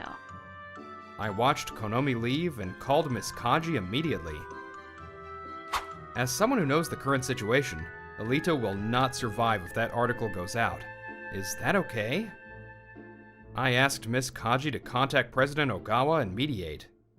President Ogawa suggested the 3 of us go out for a meal and reserved a room at a Japanese restaurant. This would never happen at Elito Publishing. I was reminded of how good Lovekoi was. Not only is it fine, I told Miss Kanda to keep going. If that company goes down, it goes down. President Ogawa sighed. She started talking nostalgically. The Minoho family is an old, well-known family. There are a lot of rules and customs that are hard to understand. The worst was the gender discrimination. I was the eldest daughter, but I was treated terrible. My little brother Shin was coddled. He was set to take over the company. But we were a publishing family, so our house was filled with writing. Before I knew it, I was a bookworm. So you founded Lovekoi Publishing? When my father passed away, my brother asked me, but I'd rather die, so I declined. I don't resent them, but when I hear bad things about that company, I can't stand it. Iwamoto, you want to be a journalist, right? If you know something, you can't keep it a secret. If you have a sense of justice, help Miss Kanda out with her report. I nodded. Miss Kaji looked at me with kind eyes. I was inspired by their words. The next day, I told Konomi everything. Miss Kanda gulped and looked shocked, but she had made up her mind too. Mr. Iwamoto, let's make a bestseller. Of course. Isn't it almost time to pick up your kid? You can leave the rest to me. Thank you. I can revise at home, so let me know whenever. The words that might hold the fate of Elito Publishing. The day they would be out in the world was coming closer. A while later, the Winter Olympics began. Ski jump, curling, figure skating, Japan was making its mark. Japan has gotten their first gold medal in the women's halfpipe for snowboarding. The female snowboarder that Elito Publishing had done solo cover shoots for had won a gold medal. The Olympics were a hit, but the main sponsor, Elito Publishing, couldn't recover their sales. The people were rooting for the athletes, but that didn't mean they were rooting for Elito. Elito was drowning. Meanwhile, Insho Publishing, second biggest in the industry, was holding an emergency meeting. Nice to meet you all. I am the president of Lovekoi, Ogawa. Our president Ogawa was there. Behind the scenes of the Global Winter Olympics, a storm was brewing in the publishing world. 2 weeks after the Winter Olympics ended, finally, The Weakest Dogs Holler, Is That Pride Necessary? Was out in stores. The day's finally here. Yes, I put in my whole journalism soul into this. I'm looking forward to the reception. Thank you, Miss Kaji and Mr. Iwamoto. I could never get to the final draft on my own. The book hit Elito Publishing's name under the pseudonym Company A. But everyone immediately pinpointed Company A as Elito Publishing. They steal people's work, so it's not surprising they do this. Bribes? They're the worst. It feels like they tarnished the Olympics. Apologize to the athletes that worked hard. Do you think the president will be arrested? I'd actually LOL if Shin Minaho can't save himself. Elito Publishing had been sending out bribes to become the main sponsor for the Winter Olympics. After we received the green light from President Ogawa, I told the ladies about all the dark secrets I knew about Elito Publishing. What? Elito Publishing bribed the executive director of the Olympics committee? Shh, you're too loud. Bribery. If that's true, that's bad. Yes, they had a top secret meeting with the former executive director to become a main sponsor no matter what. I don't know which side suggested it first, but I got this info from a journalist I knew. It wasn't false. Isn't that person trying to put that out themselves? Is it okay if we write about it? They told me I should. It's a friend that also wanted to be a journalist. So they handed you the baton. They trust you. That's a huge responsibility. Money to make yourself look better. Money to shut people up. It was a shady world where that was the norm. The bribery was related to the Winter Olympics, which was a big deal around the world. The cops moved fast. Breaking news! The biggest publisher in the industry, Elito Publishing's president, Shin Minaho, and the executive director of the Olympics Committee have been arrested. They were arrested for bribery. It is alleged that they utilized these bribes to become the main sponsor for the Olympics. The screen showed President Minoho and the board member getting arrested as millions of cameras flashed. President Minoho isn't hiding, even in a time like this. I'm sure he's not feeling good. I hadn't had much contact with these people when I was working there. I felt like I was looking at strangers on a screen. Days of the media reporting on Elito were not over with just this. Elito Publishing is being brought up? In shocking news, Insho Publishing announced that they were buying Elito Publishing. They're a family-run business, right? Isn't that impossible? I think so too. There's no way the Minaho family would let go of their stocks. President Ogawa, did you sell? You're right. I knew you'd get it. President Ogawa? President Ogawa appeared looking calm. The world was in an uproar, but she was calm. She was strong. While you two were writing, I was also taking action. According to her, the plan had been set into motion a long time ago. I know President Ogawa had her own sense of justice about the whole thing. The emergency board meeting with Insho Publishing, President Ogawa was there. I have a proposal for you all today. I would like to hand over stocks for Erito Publishing, my share and that of those who support me. I think it's enough to overpower my little brother. The meeting room was in shock. It was a shocking proposal from President Ogawa. The Elito Publishing board members had no idea that a meeting like that occurred. They hurried to President Ogawa. Please, we can't have some company like Insho Publishing buying us out. We want to refuse. Some company? The Elito Publishing board members were fearful of President Ogawa's aura. You can't respect or learn from your rival companies. You just look down on them and insult them. I don't understand how you all can be so arrogant. Is that pride necessary? The Elito Publishing board members looked at each other. They all bowed in unison, as if they had practiced it. Can you rethink your decision to save the Minoho family and your brother? I do not want to save you all, and I never intended to save the Minoho family or my brother from the start. A company that is arrogant and is full of gender discrimination and can't follow rules. It's worthless. What? The Elito board members were defeated by President Ogawa. They trudged away. After that, President Ogawa immediately gathered her supporters and handed the stocks over to Insho. Elito Publishing is going down. I can't believe it. What are you saying? That's the power of the pen. If you're going to be a journalist, you're ready for that, right? Of course. I'm shaken up by the magnitude of the power of the pen. You acted bravely and went at it. You encouraged me too. Thank you. A journalist. Occasionally, their voice can greatly affect the world.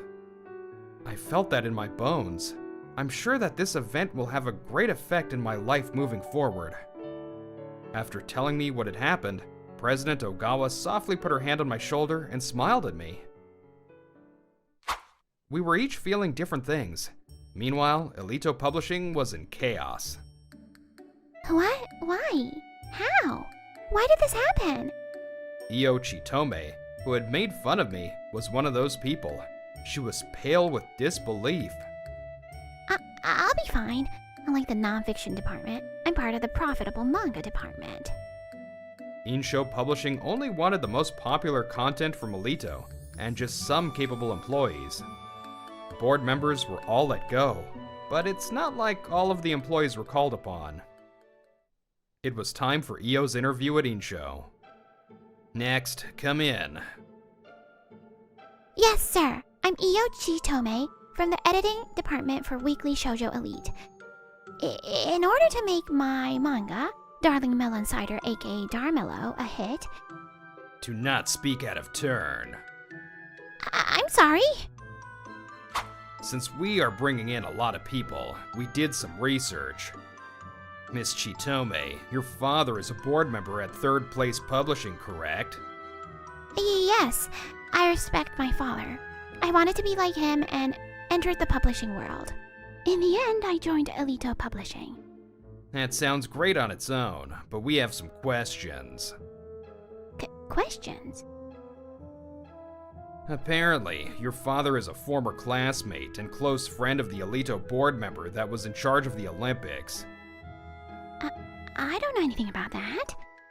If you bring in your child to your own company, people will immediately know it's nepotism and judge harshly. So, the plan was to trade children and bring them in. The Elito board member's son goes to third place, and you go to Elito. This was why she had been surviving in Elito, where they treated women terribly. And even though gender discrimination was still rampant at Elito, she was able to do whatever she wanted since she was first hired. Well, I don't think other women can, but I'm brilliant. I can become Elito's star female editor. She spoke arrogantly like that every day and did what she wanted. It was nothing other than nepotism, and she had a board member backing her up. I'm surprised you all could come up with something so sneaky. Stealth nepotism. That was a close one for us. That has nothing to do with me. I see. However, your support system has nothing to do with us either. I know that Elito had a mass layoff under the guise of early retirement. I know that very capable people were let go because of that too. If these are the only people that are left, we're extremely disappointed. What? So I... You just were not a match for Insho. How about you consult your idea man of a father? What? Io was in despair. She crumpled on the spot. Later, the necessary processes were finished, and Erito Publishing was shut down. Who could have guessed that an industry veteran of over 100 years would come to an end? The former president, Shin Minoho, and the board member were given 3 years in prison. I'll never forget that my family caused this chaos, and I will repay everyone with my actions going forward. President Ogawa spoke softly after hearing the conviction. I plan to trust her until the end. Io Chitome was unemployed. She had lost her status as an employee at a top company. She was lost. Apparently, her father told her never to rely on him again, because his position is in danger after the nepotism was found out. What the hell? I can't believe my daddy is so useless. What should I do? She had no financial support either. She had to find a job somewhere on her own, no matter what. She was dropped after every interview. She didn't have the guts to enter a certain industry.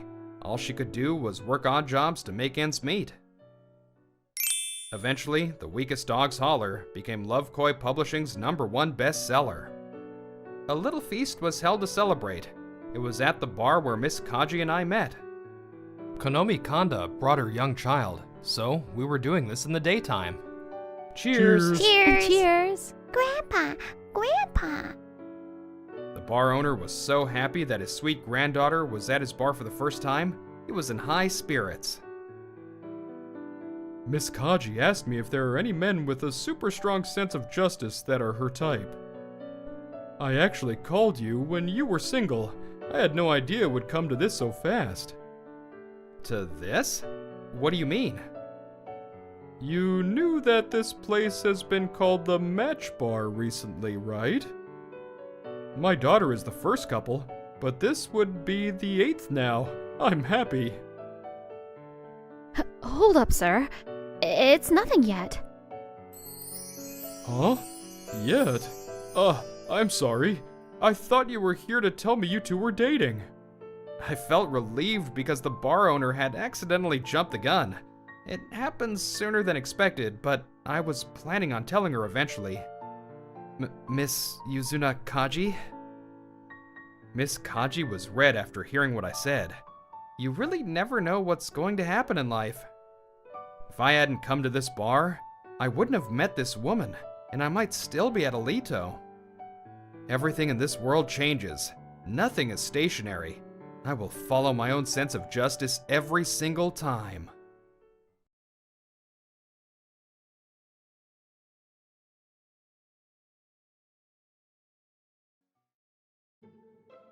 Breaking news. Popular manga writer who finished the popular series Always Gets Back Up, the Roly-Poly Toy Man, last year, Ryuhei Hitotsubashi is currently being investigated by police. Let's go to Mr. Matsunaga, who is on site. Hello, we are in front of the Chiyoda Town Police Department. Mr. Hitotsubashi is being investigated for alleged physical abuse to his middle school-aged daughter. A neighbor contacted police after hearing screams. Currently, he's being questioned at the Chiyoda Police Department. Is the daughter safe? Do you have any information on her current situation? Fortunately, she's not injured. There's some speculation that she's being kept at a foster agency right now, but we don't have any concrete information. Mr. H, what are you doing? I bit my lip as I watched the TV. Shivers ran up and down my body. Mr. H was my mentor. My name is Sota Mitoshiro. Until the series concluded last year, I've been working as Mr. H's assistant for 2 years. When the series ended, I stepped down as well. Right now, I was 21 and trying to make it with my own work. I wonder if Emil is okay. I remember that his daughter, Emil, often came to our workspace. She should be in her 3rd and final year of middle school now. I was focused on the screen. The doorbell rang. I didn't have any scheduled deliveries. Who's here at this hour?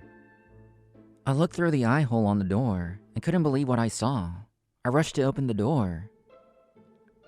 Mr. M, please help me. As soon as she saw me, she looked like she might cry. It was Emil Hitotsubashi. Emil? Long time no see. Why'd you come here? I have nowhere to go now. She started crying. I couldn't turn her away. Emil was shaking from cold on her emotions. I let her in and made her some warm tea. She started calming down. I'm sorry for coming so suddenly. I've looked at my dad's assistant's information book before. I mean, that's fine, but the news said you were being kept at a facility. What about the foster agency? You probably know this, but my father is normal as long as he doesn't drink and he's famous so people trust him. I think the police and the agency were fooled by my father. They said we'll just see how things go. They don't know how dangerous things are. This was a common occurrence. Police and CPS often hesitated when there wasn't any concrete evidence of abuse. If the situation isn't urgent, you need a consent from the guardian, so there have been cases where protection was delayed and led to serious trouble. I'm sorry if I'm overstepping, but can you not contact your mom? Contact? I don't even know what she looks like. She left when I was young because of my father.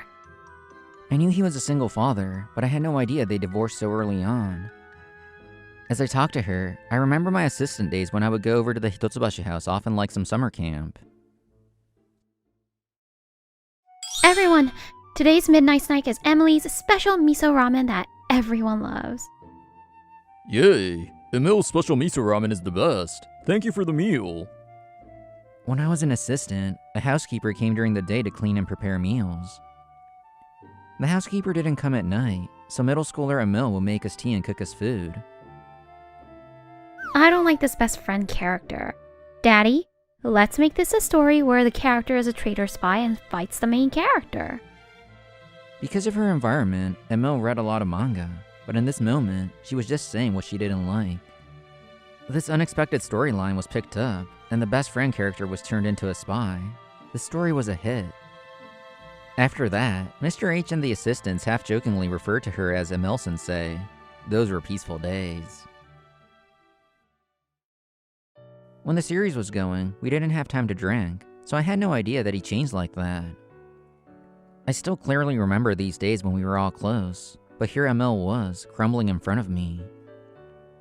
You can stay here tonight. Mr. H might still be at the station. I'll talk to him later. Thank you. This apartment was a dump and pretty far from the train station, but because of that, it had multiple rooms despite being cheap. I put out a futon in a room I was using for storage and put her to bed. I headed to Mr. H's house. The following day, Emil didn't wake up until right before noon. She must have been exhausted. And good morning. I'm so sorry. I was passed out. I'm glad you slept well. Last night, I met with Mr. H and talked to him. What? You can stay here. I'll raise you. I made Mr. H promise to do all the paperwork with the school and stuff. I even had him to sign on it. It's under your guardian's agreement, so you don't have to worry about anything. Thank you. I'll do anything I can, so please take care of me. That's how I became guardian to my mentor's daughter. I acted like it went smoothly. I'll never tell Emil that Mr. H and I fought to the point of cutting each other off. I couldn't imagine how my life would change, but I was gonna do whatever I could. I would do what's best for Emil who asked me for help. It must be traumatic to be hit by her father. I needed to care for her mental state too. That's what I had thought. Sota, I have to clean. Get up. Ugh, it's before 7. I have to start now, so I'm not late for school. I'm gonna hang this dirty futon outside, so move. My life with my mentor's daughter was unexpectedly chaotic. It was a rough start. I'm leaving. Good luck with your part-time job. Thanks, see ya. Since the day she came to me, I haven't seen her cry. The father she trusted had betrayed her. She went through something tough like that, but Emil was cheerful and brave. It was obvious that she was pushing herself so I wouldn't feel bad. Emil. What? Another dad joke? Oh, no. Let me know if you need anything. Okay. I want her to laugh genuinely. That's why I would tell her dad jokes every day, but I couldn't think of one today. I had thought of a surprise to make her even just a little bit happier. Hiya, Emily-sensei, how are you? Long time no see. I heard we're gonna have a Mill special ramen today, so I haven't eaten anything all day. What? Mr. Hanaoka and Mr. Sakuma? Why are you two here? I called them. I thought I'd combine your welcome party with a reunion. Ayano Hanaoka and Lao Sakuma. They were my buddies from my assistant days. Emily-sensei, wanna come stay at my place? You must be exhausted from all the dad jokes. Hey, how rude. It's not like all I'm doing is thinking of dad jokes. It's not like I was gonna use them from a manga if they got a laugh. Let's hide our ulterior motives, Mitoshiro. I like the dad jokes, kinda. Emil. So you two, why are you here today? We got a call. He wanted us to come see you, so we came flying over. We always messed around and got to know each other. Calling them here was my surprise to her. By the way, Mr. H's Always Gets Backup, the roly-poly toy man, went on for 10 years, but we were the ones that really kept it going for the last 2 years. Emil was able to help us out a lot after entering middle school, and she was always there with us. It's been a while since Mitoshiro contacted us too. Thank you for bringing us together, Emil-sensei. You're an important member of our team. Let's hang out like this again. Everyone. Thank you. I'm sorry for worrying you. After that, Emil started sobbing.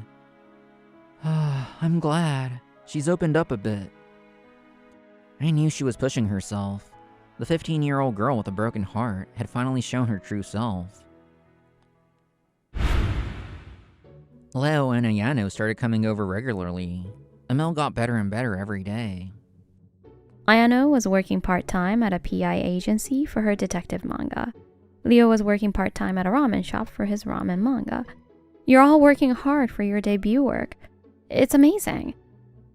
Yeah, I feel like they encourage me. I'm grateful to them. Everyone comforted me a lot, so I need to think of how to repay everyone. They'll cry happy tears if they hear that. Will they? But the person I want to repay the most is you, so... Emil looked at me shyly. She was already in her second year of high school. She's speaking so maturely now. Recently, she's been expressing her gratitude toward me more often. I felt how much she's grown and felt warm inside. I don't think he gets it. Back then, I had no idea how things would turn out, but life with Emil was quite peaceful. But I was aware that she looked clouded by her thoughts from time to time. How can I make Sota happy? I can't let this go on, right? I thought about her future and looked up at the night sky. More time passed, and Emil graduated high school. She got into her top art school with a scholarship. Congrats, you studied hard. Thank you. I guess you can't fight DNA. I love manga. I want to study manga from the basics at art school. I'm rooting for you. While Emil was moving forward, I felt like I was taking 3 steps forward and 2 steps back all the time. Everyone grab your drink. To Emily-sensei getting into college. And to meet Toshiro winning the Honorable Mention Award for the Young Intelligence Awards. Cheers! The usual four were at an izakaya today. Leo and Ayano had suggested it. Emil's beverage was non-alcoholic. What's wrong, Mitoshiro? Why the long face? Are you unhappy? You're mad you didn't win the actual award? Well, it's true that most people who won Honorable Mention haven't debuted, but isn't it enough that your work was recognized? Yeah, Emil is making her dreams come true, so I try my best not to lose. But the road to debuting as a manga artist is long. I feel like I was really faced with that reality this time. What? Going after your dreams is a happy thing. A life with no dreams is like a superhero with no cape. Yeah, the person who wrote that famous manga debuted at 45. We're still in our 20s. We're winning. I was thankful to them for encouraging me, but I had less time to create because my part-time job was getting busy. I think I panicked that I had to win this award this time because I was drawing under those circumstances. You're right. Thanks, you two. I have to accept my current situation as it is. I was trying to move forward. Emil stared at me.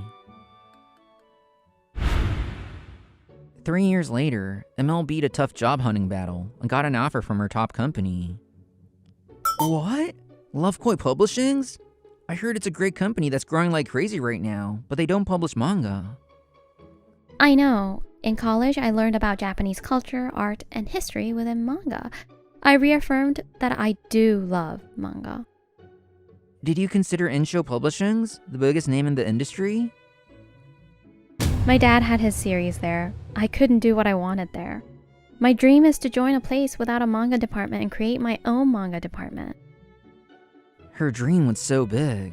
My mouth hung open, but her eyes showed that she was serious. I think that's a great idea, but it's not easy. At the final interview, President Ogawa asked me if I planned to make my own manga department and laughed. But you all never gave up on your dreams. I want to walk the same difficult path. Okay, if you've made up your mind, I have a proposal so you don't have to worry about your future. A proposal? What is it? Emil squinted and frowned at my suggestion. Humph, long time no see. Come in. A few months later, I visited Mr. H at his house.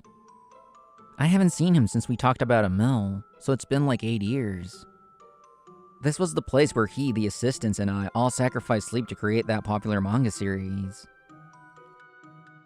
No way. The desk was still piled high with papers, but the floor was full with empty alcohol bottles. There was no place to step. Mr. H, you never quit drinking. What? Did you come to scold me? No, that's not it. The spaces beneath his eyes were black and concaved, and he was skinny. He glared at me. Why are you here? You cut me off that day. What do you want? Your daughter, Emil, got a job. She's gonna be a working adult soon. It's been 8 years. My role as her guardian will come to an end. I'm here to tell you that. I see. Is that all? Mr. H found a bottle with something left in it and drank straight from it. Where she's working, what her dream is, what she looks like now. Aren't you curious? I'm sure Emil is just like my ex-wife Kana. I'm sure she's happy to be away from me, isn't she? Kana left when Emil was little. What does emotional manipulation even mean? When the series was going, maybe you were too busy, but I heard you didn't drink. The 2 years that I worked here, I never seen you drink. I try to turn things around. I said I'd make sure Emil grew up well on my own. But once the series ended, I couldn't. Emil tried to stop me from drinking, and all I could see was Kana. It made me mad. Daddy, stop drinking. Stop drinking and write manga. Shut up! I can do what I want. Emil was only in middle school when she desperately tried to stop her dad from drinking. Consumed by alcoholism, he had told me how he shoved his daughter without a hint of regret. I had to let him go as my mentor. I couldn't respect him anymore. You turned to alcohol and hit your daughter. That's your own weakness. I don't pity you. I'm not looking for that. How about you? 8 years since then, you haven't even debuted. Are you gonna blame it on taking care of a mill? I thought he might say that. I was rushing to debut because I knew he'd say that. I clenched my fists. I felt disappointed, helpless, and angry. I couldn't help but sound upset. Of course not. She's rooting for my and the other assistants' dreams. I can't debut because of my own issues. I bet. Debuting is not that easy. You and the others are just assistants in the end. You're on nothing compared to me. You're gonna insult your assistants while being a manga artist? You couldn't have done it alone. Don't act high and mighty as an assistant. You should be grateful I let you participate. I didn't want to believe that these words were coming from someone who had a 10-year-long series. I was thoroughly disappointed. He went on. I see right through you. Back then, you said, I don't need child support. I'll protect the mill. But taking care of someone costs more than you thought, doesn't it? Even with public school, lesson fees, materials, field trips, cram schools, it's a lot. On top of that, you have food and utilities. Because of that, you worked more and had less time to draw, so you haven't debuted yet. It's all this guy's fault. I won't rest until I get all the money from him. Is that how it is? He was spiraling all on his own. I couldn't stay silent. You can't even keep your promise to your wife and daughter that you would stop drinking. We're not the same. You're right. I underestimated some of it. It was more expensive than I thought. But, as promised, I don't need your money. But Emil is going to college with a scholarship that needs to be paid back. She basically has a debt of around 4 million yen. Shouldn't you provide this amount at least as a parent? I get it. You have a point. But I'm sure you get it after seeing this. I was receiving big royalties, but in these 8 years without a job, it's all gone. How do you expect me to pay? He was angry. If he had this much to buy alcohol, he could have paid for tuition. I looked at the empty bottles around the room and saw something on the desk. I reached out for it instinctively. Always gets back up, roly-poly toy man. I've read this over and over. I won't lose as long as I don't fall down. That's why I get back up. I love this catchphrase. Huh. It was a fan letter written to Mr. H. What the hell? Stop reading that! All the papers seemed worn. He must have read them over and over, but I could tell by the dust that they haven't been read in a while. Where did the manga writer that would get all these lovely fan letters from kids go? Back then, you said that the hero in this story was a slightly braver version of you. But you're already down on the count, without even saving your daughter? The bottle in his hand fell, and the sound of the crash echoed throughout the dark room. When the ringing stopped, I could hear Mr. H crying. Meanwhile, there was tension in the air at a restaurant near the station. Why did you want to meet me now? I saw the news. That man might have been violent to you, that's why. This was Kana, the mother that had left a mill before she knew what was going on. A few months after the news, she had visited the Hitotsubashi household. Hey, it's been 18 years. You're not telling me now that you want to come back, are you? I have nothing to say to you. Where's Emily? Let me see her. Haha, you're trying to act like a mother now? Don't make me laugh. She's not here anymore. If you really want to find her, ask a PI or something. Haha. Her ex-husband threw down the bottle he was holding. She flinched and ran away. When they were still married, Kana had become depressed by Mr. H's drinking and manipulation. She couldn't think properly and left her daughter, but she regretted it deeply. She didn't want to see her ex ever again, so could never work herself up to go get her daughter. That day, she saw the news and couldn't sit still. She had hired a PI to find her daughter. Coincidentally, Ayano Hanaoka was working part-time there. Mitoshiro, guess what? What? That's why she had contacted me, Emil's guardian at the time. But I had already been asked by Mr. H to be a guardian. I've been talking to Kana regularly and let her know about the job this time too. I'm sorry to be so selfish, but can you let me meet Emily? I don't think she remembers my face, and I don't think she'll forgive me, but I want to apologize to her. I had brought this up to Emil. She frowned for a second, but agreed, so here we were. You were worried about me? I know I don't have the right to worry, but I learned that he hurt you too, and could do nothing. I'm selfish. I should have known this would happen if I thought about it a little. Actually, when you were in middle school, I came to see you once. You looked like you were having fun. I have no place here. That's what I thought. Kana had come just to get a glance at her daughter. You're awesome, Emil-sensei. I want you to give me advice on my manga in the future too.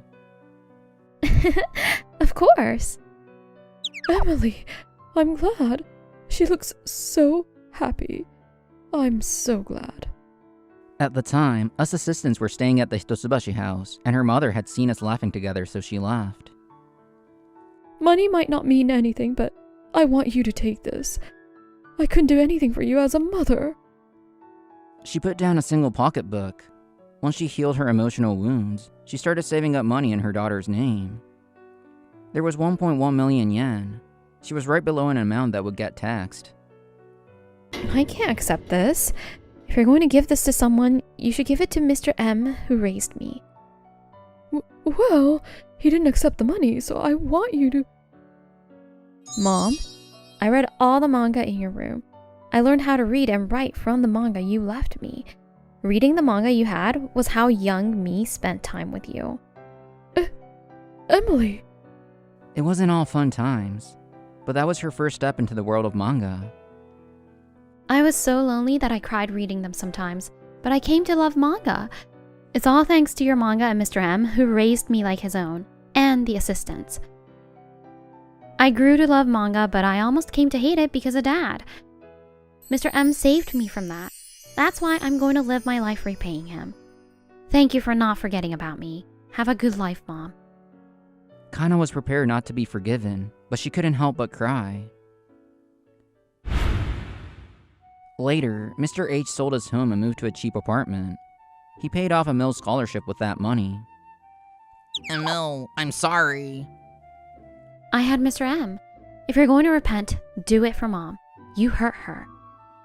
Mr. H finally accepted his mistakes after being told by his daughter. The deadline to ask for alimony is 3 years.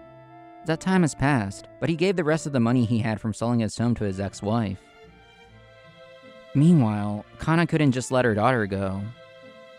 After a while, Emil received a pocketbook in her name, a stamp, and a debit card. Inside, she found the same 1.1 million yen and a letter. Emily, thank you for calling me Mom. When she looked through the pocketbook, she could see that her mom had worked hard to save up this money. Emil cried quietly. After that, 1.1 million and the alimony amount was deposited every year. As for me, on Emil's graduation day, she told me she needed to talk to me. Mr. M. No, Sota. Thank you for saving me that day and continuing to protect me. So, from now on, can you please look at me as a woman?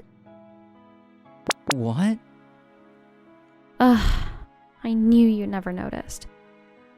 I had no idea the gloomy face she would make sometimes was due to love. I clearly recognized how she felt this day. 3 years after that graduation, It's finally publishing day for the manga magazine Weekly Love Koi. Miss H, you worked hard. It's all thanks to you that Love Koi Publishing has its first manga magazine. Thank you. We have so many creators here. I'll make it successful for sure. she confidently showed President Ogawa the list of manga creators in the magazine. Listed there were Sota Mitoshiro, Ayano Hanaoka, and Leo Sakuma.